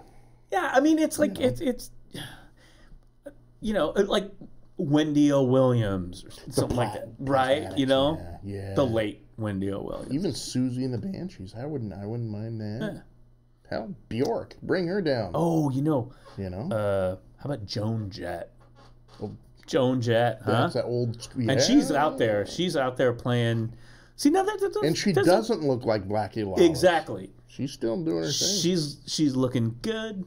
Yeah. She's vegan, by the way. Just saying. Yeah. Big time. I just know. I'm just saying. Just that she's a in big time. Yeah.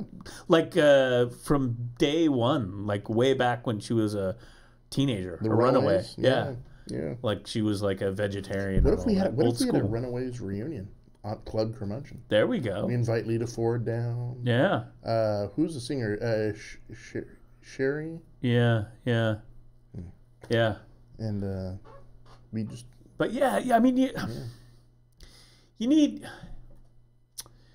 need the big band, you need the bossa nova and stuff, and then you need to welcome like a Wendy O. Williams sitting in the audience with her chainsaw, like chainsawing half the bandstand across, like, you know, and lighting the sax section on fire. Next thing you know, she starts like, necking with Grace Jones, and everything is turning into a hullabaloo. Grace Jones is like, she's going strong. Yeah. Still. Yeah. Grace Jones. Mm-hmm. There's some stuff that you can watch, YouTube and video and stuff. She's going strong. I like it. Yeah, I like it too. But there was a documentary or something that just came out about Grace Jones. Yeah, and I haven't watched it. I saw the previews and I was like, oh, I gotta watch that. But you know who'd be a good MC at Club Curmudgeon? Who? D. Snyder. D. Snyder. His hair's back in a ponytail. You know. Yeah. I think he would do fairly well. He does a lot of like podcasts and shows and radio shows and all that. He's kind of I don't know. Yeah, I just you know, just the bandstand, the gowns and everything, and then someone with a chainsaw and burning it up, you know. Right. You know, and people just like, brilliant. That was brilliant. Ricky, you should see if Wendy O. Williams would come and do a song with your band. Right. That would be great. Back in 23, when I was in the ring, I got a chainsaw out and I cut a guy's head off. Thank you, Fred. Oh, Fred. Thank you for your senile stories, Fred. Yeah, these kids today, they don't know how to party. Back in the day, me and Hendrix over there in Monterey, we lit some fires. In 19, when I got out of World War I had a mohawk too. That was just me. Fred in the background, shadow boxing. Yeah. Like Sergeant York wasn't like just me. Talking to himself. Like, oh, yeah. You know? Yeah. I drink black coffee every day. What's the big deal? Big deal. Liar, liar, liar, liar. Let me tell you something, kid. Let me tell you something. The magic recipe, Maxwell House and Benzedrine, okay? Like, oh, Fred, stop, dude. What do you do with this guy? We just can't let him go. We feel bad for him. He's wearing his Joe's boxing ring outfit. He's an institution at that point, so you got to deal with him. Just set him in the corner, let him cuss at the plants. Everything is fine. He knows Ricky Ricardo. We're doing him a favor. Actually, we're doing his wife a favor, Ethel. So you know. But maybe though, Fred at certain times will just randomly shout out something that's deeply true that just stops everyone in their tracks. Yeah. Right? Because they're expecting him to like doing like almost Charles Manson stuff. I'm in the heart of your children and stuff like that. But then he comes out with something like, something like, that's not your kid, Rob. And everyone's like, oh, Fred. Yeah, I think Club Curmudgeon is almost like it's like the top of the Hilton ballroom version of CBGB's, basically. Yeah. Right. Yeah, it would be David Byrne. We could make David Byrne the band leader. He's perfect. There you go. He's perfect. Oh yeah, he does like band because he knows everybody and he does band stuff and he looks slick. Yeah, the man can do it. David Byrne. He did like a whole like Latin type bossa nova album 10 or 15, 20 years ago. For a while, I was actually thinking maybe about Brian Ferry, Roxy Music. Oh, there you go. Because he's pretty slick looking guy too. But David Byrne, I think he wins out because he knows everybody. Yeah. I mean, he can even pull the Talking Heads on stage for a couple songs. When I was 12 in 1905, I burnt down the family house. That's right. Thank you, Fred. Thank you, Fred. Take your medicine, Fred. Who do you think wrote the lyrics to, that song? It wasn't David Byrne. He didn't live in no shotgun shack. Oh, my God. Fred. Oh, there we go. That's who we need. We need Fred Snyder. Fred Snyder. And Rock Lobster, Love Shack. B-52s. The B-52s. They're a perfect lounge act. They're perfect. They'd get up there. They'd be perfect at Club Curmudgeon. They would. This weekend, B-52s. Yeah. I like it. The only, B-52s would be good, but Rock Lobster, Fred, I'm getting hungry. And then just like, Fred. I got to do a solid for a friend of the show. Okay. Excellent. And say Bruce Springsteen. Oh, the boss. The boss would have to be there. But the boss. Yeah, but could you imagine? Yeah. See, he'd come in, because he's kind of in the corner, waiting to go up and do his thing. Yeah, he's low profile. Standing next to Fred in the corner. Do you imagine that conversation? Hey, you look like I was born in the USA. Were you born in New Jersey? Where in the heck is Yeah, Tom Waits. How could we miss Tom Waits? Right. Tom would be perfect. Tom would invite Fred up to do a song with him. Yes. It's like, I'd like to bring my friend Fred Mertz up with we're going to do a little duet. Right. I think tonight we're going to do The Piano Has Been Drinking. Fred, can you come up here and do that? And then, off in the corner, Steve Allen's on the piano, he just starts. And it's a beautiful thing. Yeah. I love Club it. Curmudgeon, man. I love it. But there's a dress code. It's going to be a nice place. You got to be dressed to the nines. Yeah. There's going to be a little sign over the little podium where you walk in and they're like looking at names and stuff. It's going to say, if you're not looking nice, no dice. And you just turn around and go home. Yeah. Who's going to be the door guy? Who's going to be the enforcer? Because somebody's got to enforce this. Oh, Someone has got to be, Dwayne The Rock Johnson? Ooh, he wouldn't be too bad. Yeah. Maybe somebody like... Vin Diesel, maybe? Or... I don't know. I thought maybe that'll be Fred's job. Get Fred to go be the doorman. But how about an older guy that still scares the crap out of everybody? Samuel L. Jackson. Oh, there you go. There you go. Especially when he's dressed up like in Pulp Fiction. Mm-hmm. Yeah, you're okay. De Niro. Yeah, you talking to me? You talking to me? Like, De Niro. No. Yeah. We gave him the night off because yeah, Ivanka and Jared are coming tonight. They're in the room, and he doesn't get along with Fred that well, so it'd be like, oh man, I like it. Club Curmudgeons. I like it. Yeah. Inspired by Blackie Lawless and Udo Dirkschneider. Of course, Blackie. He's going to be there on opening night. Well, of course he is. Yeah. He looks great. Do we have a big neon sign out in front of the on top of the building? Just for reference once again. Yes. I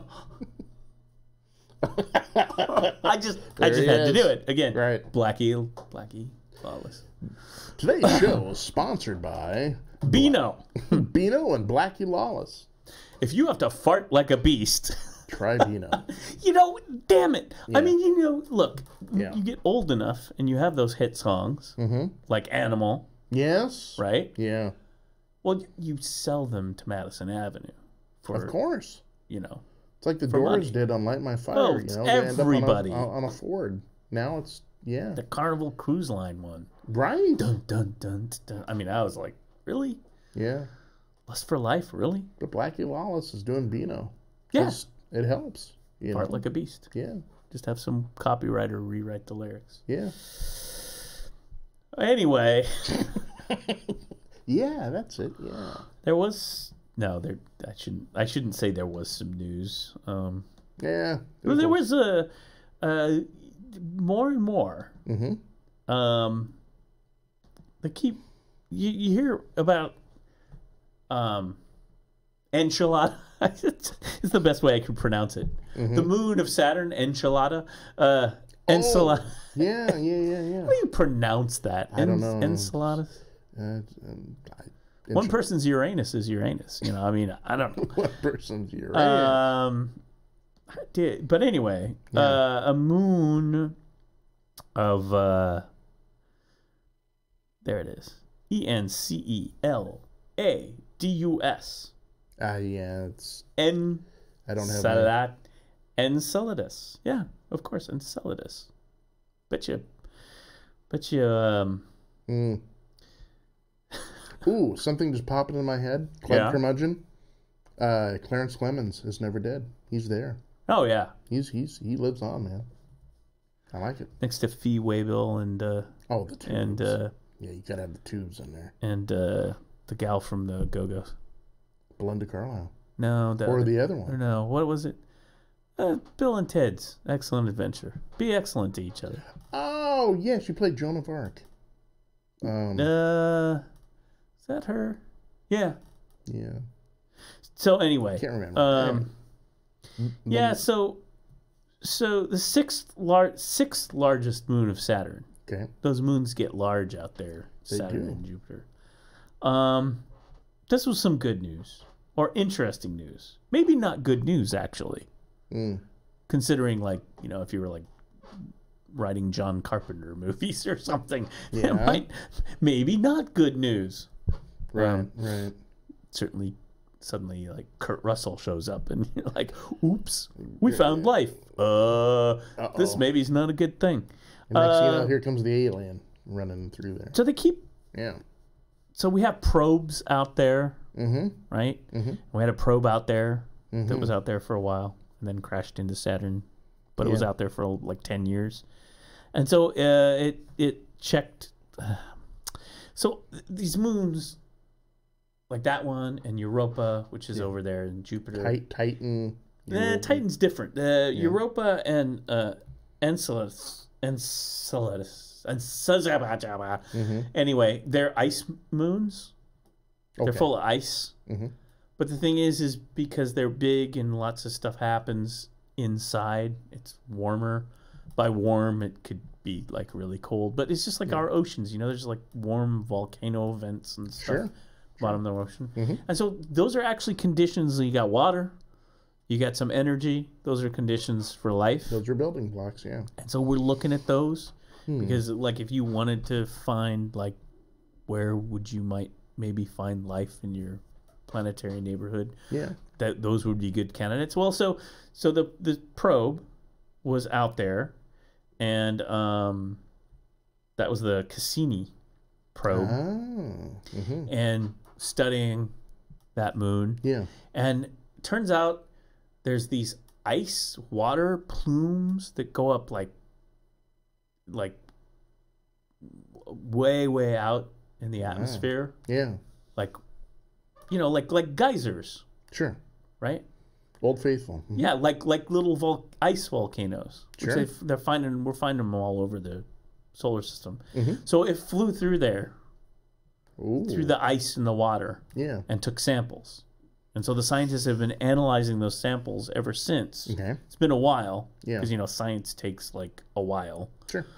And so they found all the building blocks for life, organic molecules, whatnot. Yeah. Basics of life.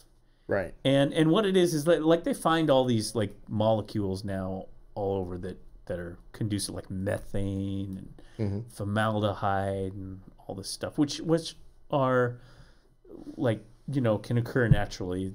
Doesn't have life, although life can produce methane. Hydrogen. Hence, fart like a beast. Right. Anyway, but they found, like, carbon. You know, carbon is the basis for life. You know, a little water, a little carbon, and, you know, like, we have like long organic, like, chains of carbon molecules, complex. Like, oh, look at this. Look, I'm just making, like, you know, like someone's out there making Legos and they build and build all day, and then they're like, oh, look what I made. Yeah. So that's what they're finding out there. And so the scientists are saying, they keep going, it's not like we didn't find life, but this is pretty close. Yeah, yeah. Because they think, you know, there could be like these microbes that are made up. Yeah, not maybe like going to find like some dude in there or whatever. Yeah, like in the shape of water. But, right. But. Yeah. But. Do we let him in Club Curmudgeon? No. Okay. No. Okay. No. Just checking. That was a weird movie. Just checking. It was a weird movie. I'm trying to find parameters. Yeah. Anyway, so they found all this. I'm trying to. Okay, the problem is when I do actual size. I'm basically looking at the Reader's Digest large print edition of the web right now because I was like zooming it in for the Blackie Lawless picture.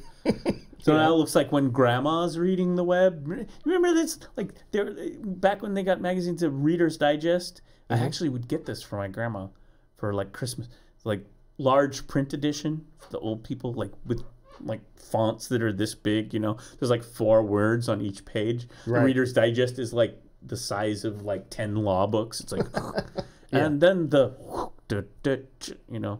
Billy Graham, 10 things to live by. Be good. That's good. Once upon a flip the page. Yeah, exactly. Time. Exactly. It was just like that. Yeah. So anyway, that's what my browser looked like because I zoomed it in. But okay, I'm trying. Best evidence yet for alien life on Saturn's moon found by scientists. The Independent. But it feels like a real thing, Yeah. It's exciting, though. It's the only body besides Earth known to simultaneously satisfy all of the basic requirements for life as we know it, say scientists. Except Europa might as well, I think. But maybe there's radiation. Yeah, I don't know. That's the thing, too. Yeah. I mean, that's the only thing is the radiation stuff. You got to be careful. But that's the whole thing about these ice moons. Because guess what? The ice protects against the radiation. Insulates, yes. Just like our atmosphere protects against the radiation. Yeah. And the magnetic field. The Van Allen belts. The Van Dyke belts, yeah. Exactly. Like the Laura Petrie. Laura Petrie belts. The Laura Petrie Capri pants belts. Ooh. The Capri constellation. Look it up. It's true. Yeah, it's all there. Oh, this is great. The Independent. I just clicked on it. I forgot the Independent. They're large organic molecules blasted into space from deep sea vents on one of Saturn's moons show that it contains all of the basic requirements for life as we know it. So this big, like we've been... It's kind of cool. Yeah. Kind of cool. That's next to a link for a story that says this sex robot can now refuse sex if she feels bored or disrespected. Okay. That would be the Independent. There you go. So there you go. Yeah. But I just thought that was some interesting... It is. I'm always interested to hear some of that stuff because it lets us know that life abounds. Well, they find, like, even on comets, and actually the other thing is there's a European space probe right now that's intercepting an asteroid. I can't remember the name of it. I should have. That'll be interesting. That's in the space news. Yeah. And remember that Sirius, the little planet in the asteroid belt that has like the Death Star stuff on it? Yeah. Oh, they're finding a lot of interesting stuff on that one too. Wow. So I mean, right. We're gonna find out that. I think they're gonna find out that or close to life is like all over the place, like all the like little building block seeds. I mean, we're finding it all over our solar system. So you would think it's probably, if you go out in the universe, it must be out there everywhere. Well, yeah. I mean, how many planets have we now found that are in some other system that is in quote unquote the sweet spot? Yeah, exactly. I mean, there's got to be something. Well, I mean, but so where's our Jetsons, man? Yeah, where's our intelligent neighbors? I don't know. Like the dudes like Klaatu to come and tell us to knock it off. Right. Yeah, I don't know. I mean, that's what I'm waiting for. That's what we're holding out for. Yeah. Klaatu, Niktu, Baratu. It's like, dude, knock it off, or the giant robot takes you out. Right. And as we just learned at the Independent, they can refuse now and say no if they're not in the mood. That's right. That's right. So you guys keep that in mind. Hey, closer to home stuff real quick before we take off. Yeah. Oregon State. Beavers. That's right. We were going to talk about that. Yeah, they won the College World Series. Because we were going to talk about that. Yeah. So congrats, OSU. The College World Series. Now, when was that? The game, I believe, the championship game was last night. It was Oregon State versus Arkansas, the Razorbacks. Wow. Oregon State. The College World Series. And they whipped them 5-0. Wow. It wasn't even competitive. They just breezed to the... So they'll be... They're the champions. Guys on that team that'll go into the majors, the major leagues. Oh, yeah. Last time the Beavers won a championship, there was some members of them that went on to, like Boston Red Sox when they won the World Series. Mm-hmm. And there's several players that have gone on to the big leagues, and I have a sneaking suspicion that there will be at least a few more out of this current group that makes it to the show. So that's cool. Yeah, congrats OSU, man. Even though I'm a University of Oregon guy, I'll give you Oregon State your props. Hometown, Yeah. LeBron James is a free agent. The sweepstakes. We could hire him. We could. He could be our NBA correspondent. On the Curmudgeons. We have Club Curmudgeons, but as a side project, we'll have an NBA team. Ooh. The Curmudgeons. Ooh, I don't want to be Portland Curmudgeons, though, because they already got the Trailblazers. They already got the Blazers. We need, Medford. Or maybe just Milwaukee. What about the Milwaukee? I know there's the Milwaukee Bucks, but why don't we just do... Are you ready for this? What? The Clackamas County Curmudgeons. Ooh. CCC. Clackamas County Curmudgeons. We could get LeBron. And the coach, we could get Fred Mertz. Give me our coach. Come on, kids. No, we get the guy from the White Shadow. Yeah. He could be the coach. He'd coach us out. He'd be good. Mertz would just be like, I played with Durant and Peyton up in Seattle Supersonics back in 05. Right. He's a free agent. The whole thing is what's going to happen. Yeah. The news up to this point was that he was going to go to LA. Yeah. Or either maybe stay in Cleveland. Yeah, finish out his. But I think it. First of all, it's going to depend how sweet the deal Lakers can really throw out a lot of money there. Yeah. It's a good career move, but he's a family man. He has family, man. He has sons who are doing basketball, and that is a part of his. I mean, that's part of his has been his whole draw to Cleveland because he's hometown guy, and he's a good guy. I mean, I think LeBron is real. I mean, his reputation is being a solid guy, really solid. But. Yeah, see, that's one thing that I kind of like about a lot about the NBA today. Is remember how in the old days, you had a lot of like the Daryl Dawkins, the Jailblazers, right? J.R. Ryder and all them. But you get guys that seem to like just have solid backgrounds. LeBron is solid. Curry he's like a good guy. Durant as well too. Yeah, I mean competitive on the field, but they like interesting. Like when you like some of these guys are like interestingly. I didn't know this. I don't think it's mattered one way. Like deeply religious. Yeah. Surprisingly. Yeah. Apparently, I think Durant and Curry are. Yeah. But, that's cool. I mean, then you got Kobe Bryant, like, dissing LeBron. It's like, hey, Kobe. Right. All right. Yes. As I don't know. LeBron holds up his, 5 rings? Well, no, Kobe has a lot. Kobe does, but... he's got... It's just, I don't know. It's like that sports talk. Yeah. Watch that. Well, I think Kobe's been supplanted by... Who's your World Cup team? Ooh, that is tough. Now,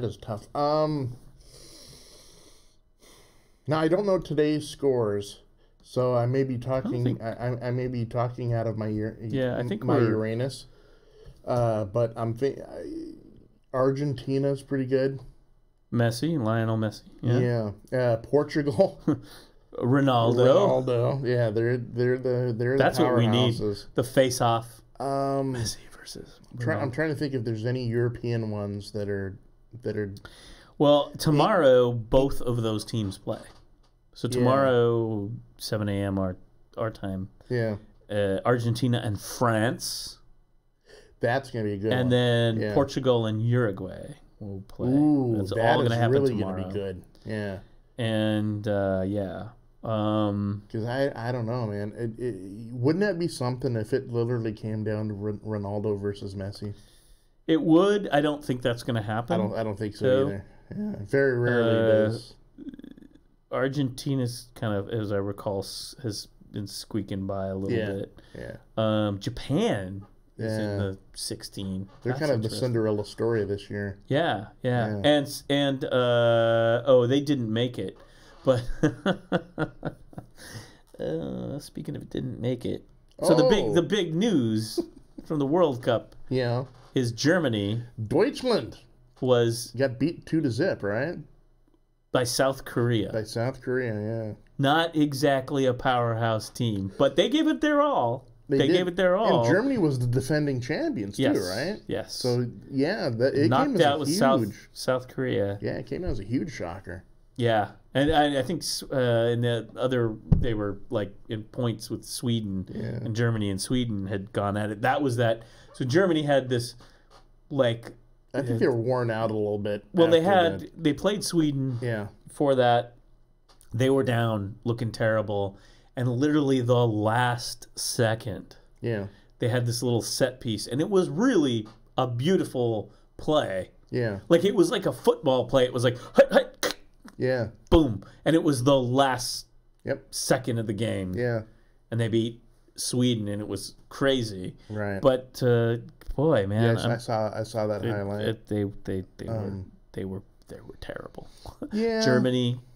It's tough though. Terrible. I mean, Germany's a good team, and obviously because they're defending champions. Terrible. But I think it's also the point of all these other teams now. They were gunning for Germany. But still. But South Korea. I mean, South Korea is not. I mean, they got in. They qualified before the World Cup, but it's not like USA. Like top team. Yeah, exactly.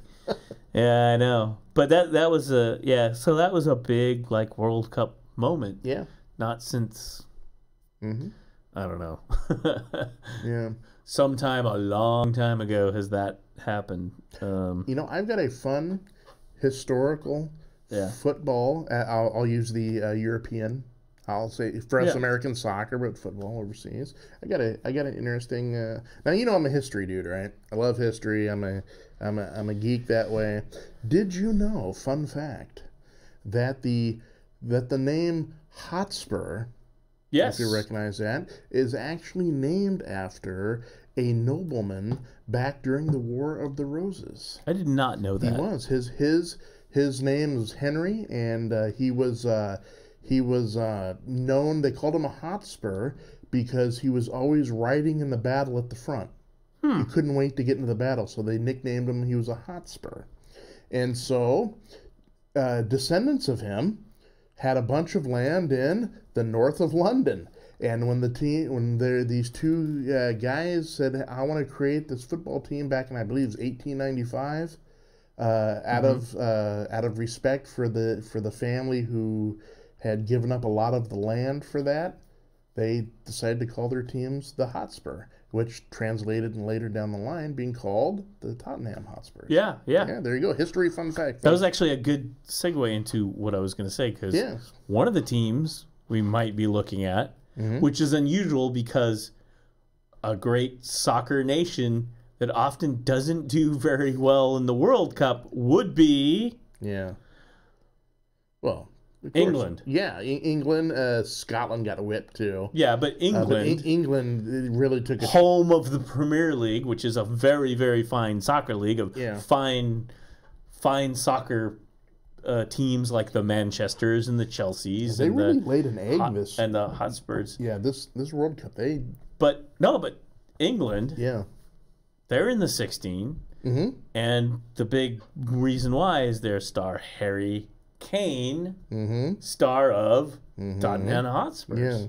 You were going to be a Hotspurs fan, if I remember. I belong to a group online, the Portland Hotspurs. It's a good time to be a Hotspurs fan. Yeah, they're young, aggressive. They are, and Harry Kane, their star, on the Hotspurs, is like leading it for England in the World Cup. Yeah. So that's fun to see. Fun to see.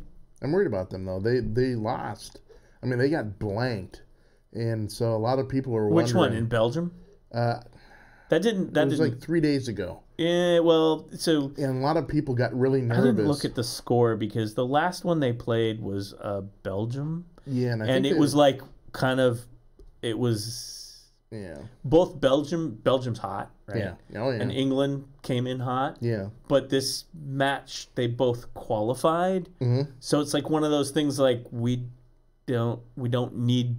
There's no reason to do anything here because we're qualified into the knockout round. Right. And it's best we set back and chill out. And that's where the World Cup gets confusing. It's like, well, those guys already qualified. Why are they playing each other now? And even I get confused. I'm always like, now how does this work again? The rounds. Now we're in the knockouts, so it's easy. It's like the Final Four. It's like the March Madness. Now you can like really. But it's like. Why are we bothering with this matchup? Because Belgium and England are going through. Yeah, so I just saw some chatter online. The weird world of soccer. Yeah, I just saw some chatter online about them being really nervous. England that maybe they weren't up to the whatever, and we'll see how it shakes out. I'm trying to find I was just going to look in because I was going to watch the Belgium that match. Yeah. They're playing Colombia actually, and Colombia's been they've been doing some good stuff. Yeah.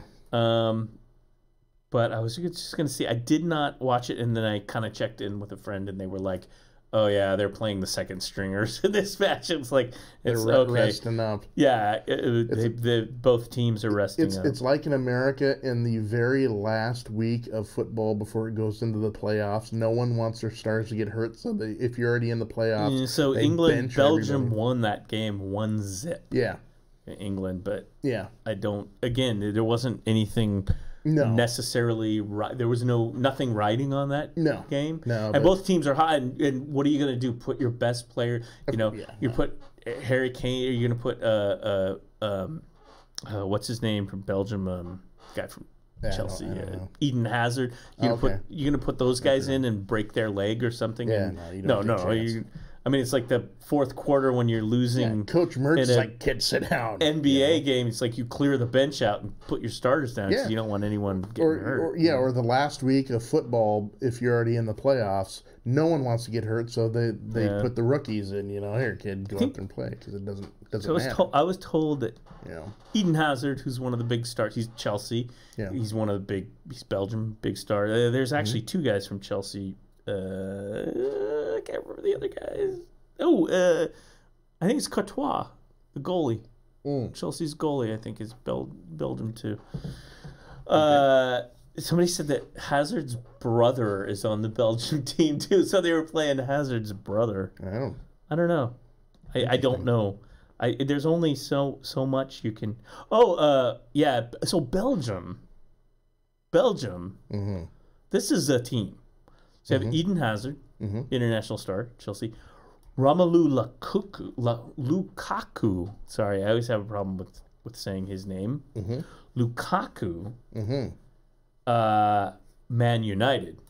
Oh, yeah. Big guy at Man United. Yeah. Lukaku. He's on the Belgian team. Wow. Yeah.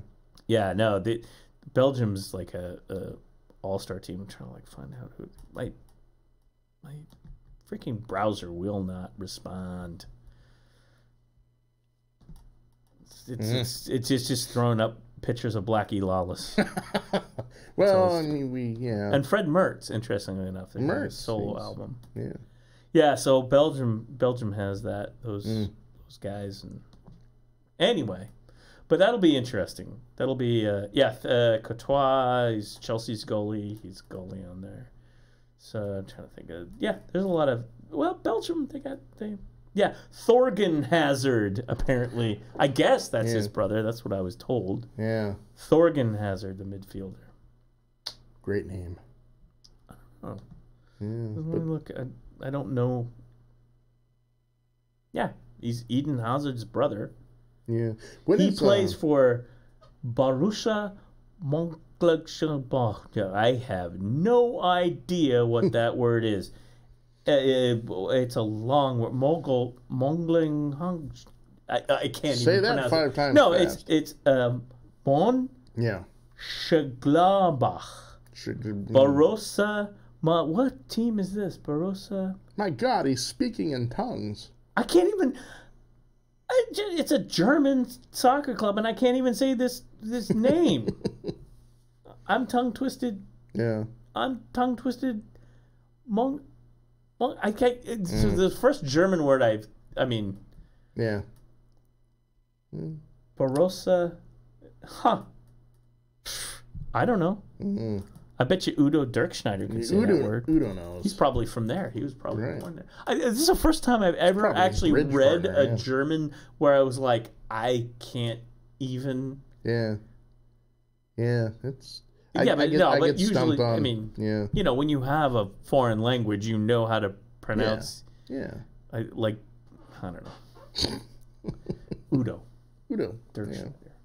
Hey, so, when is Portugal playing Uruguay?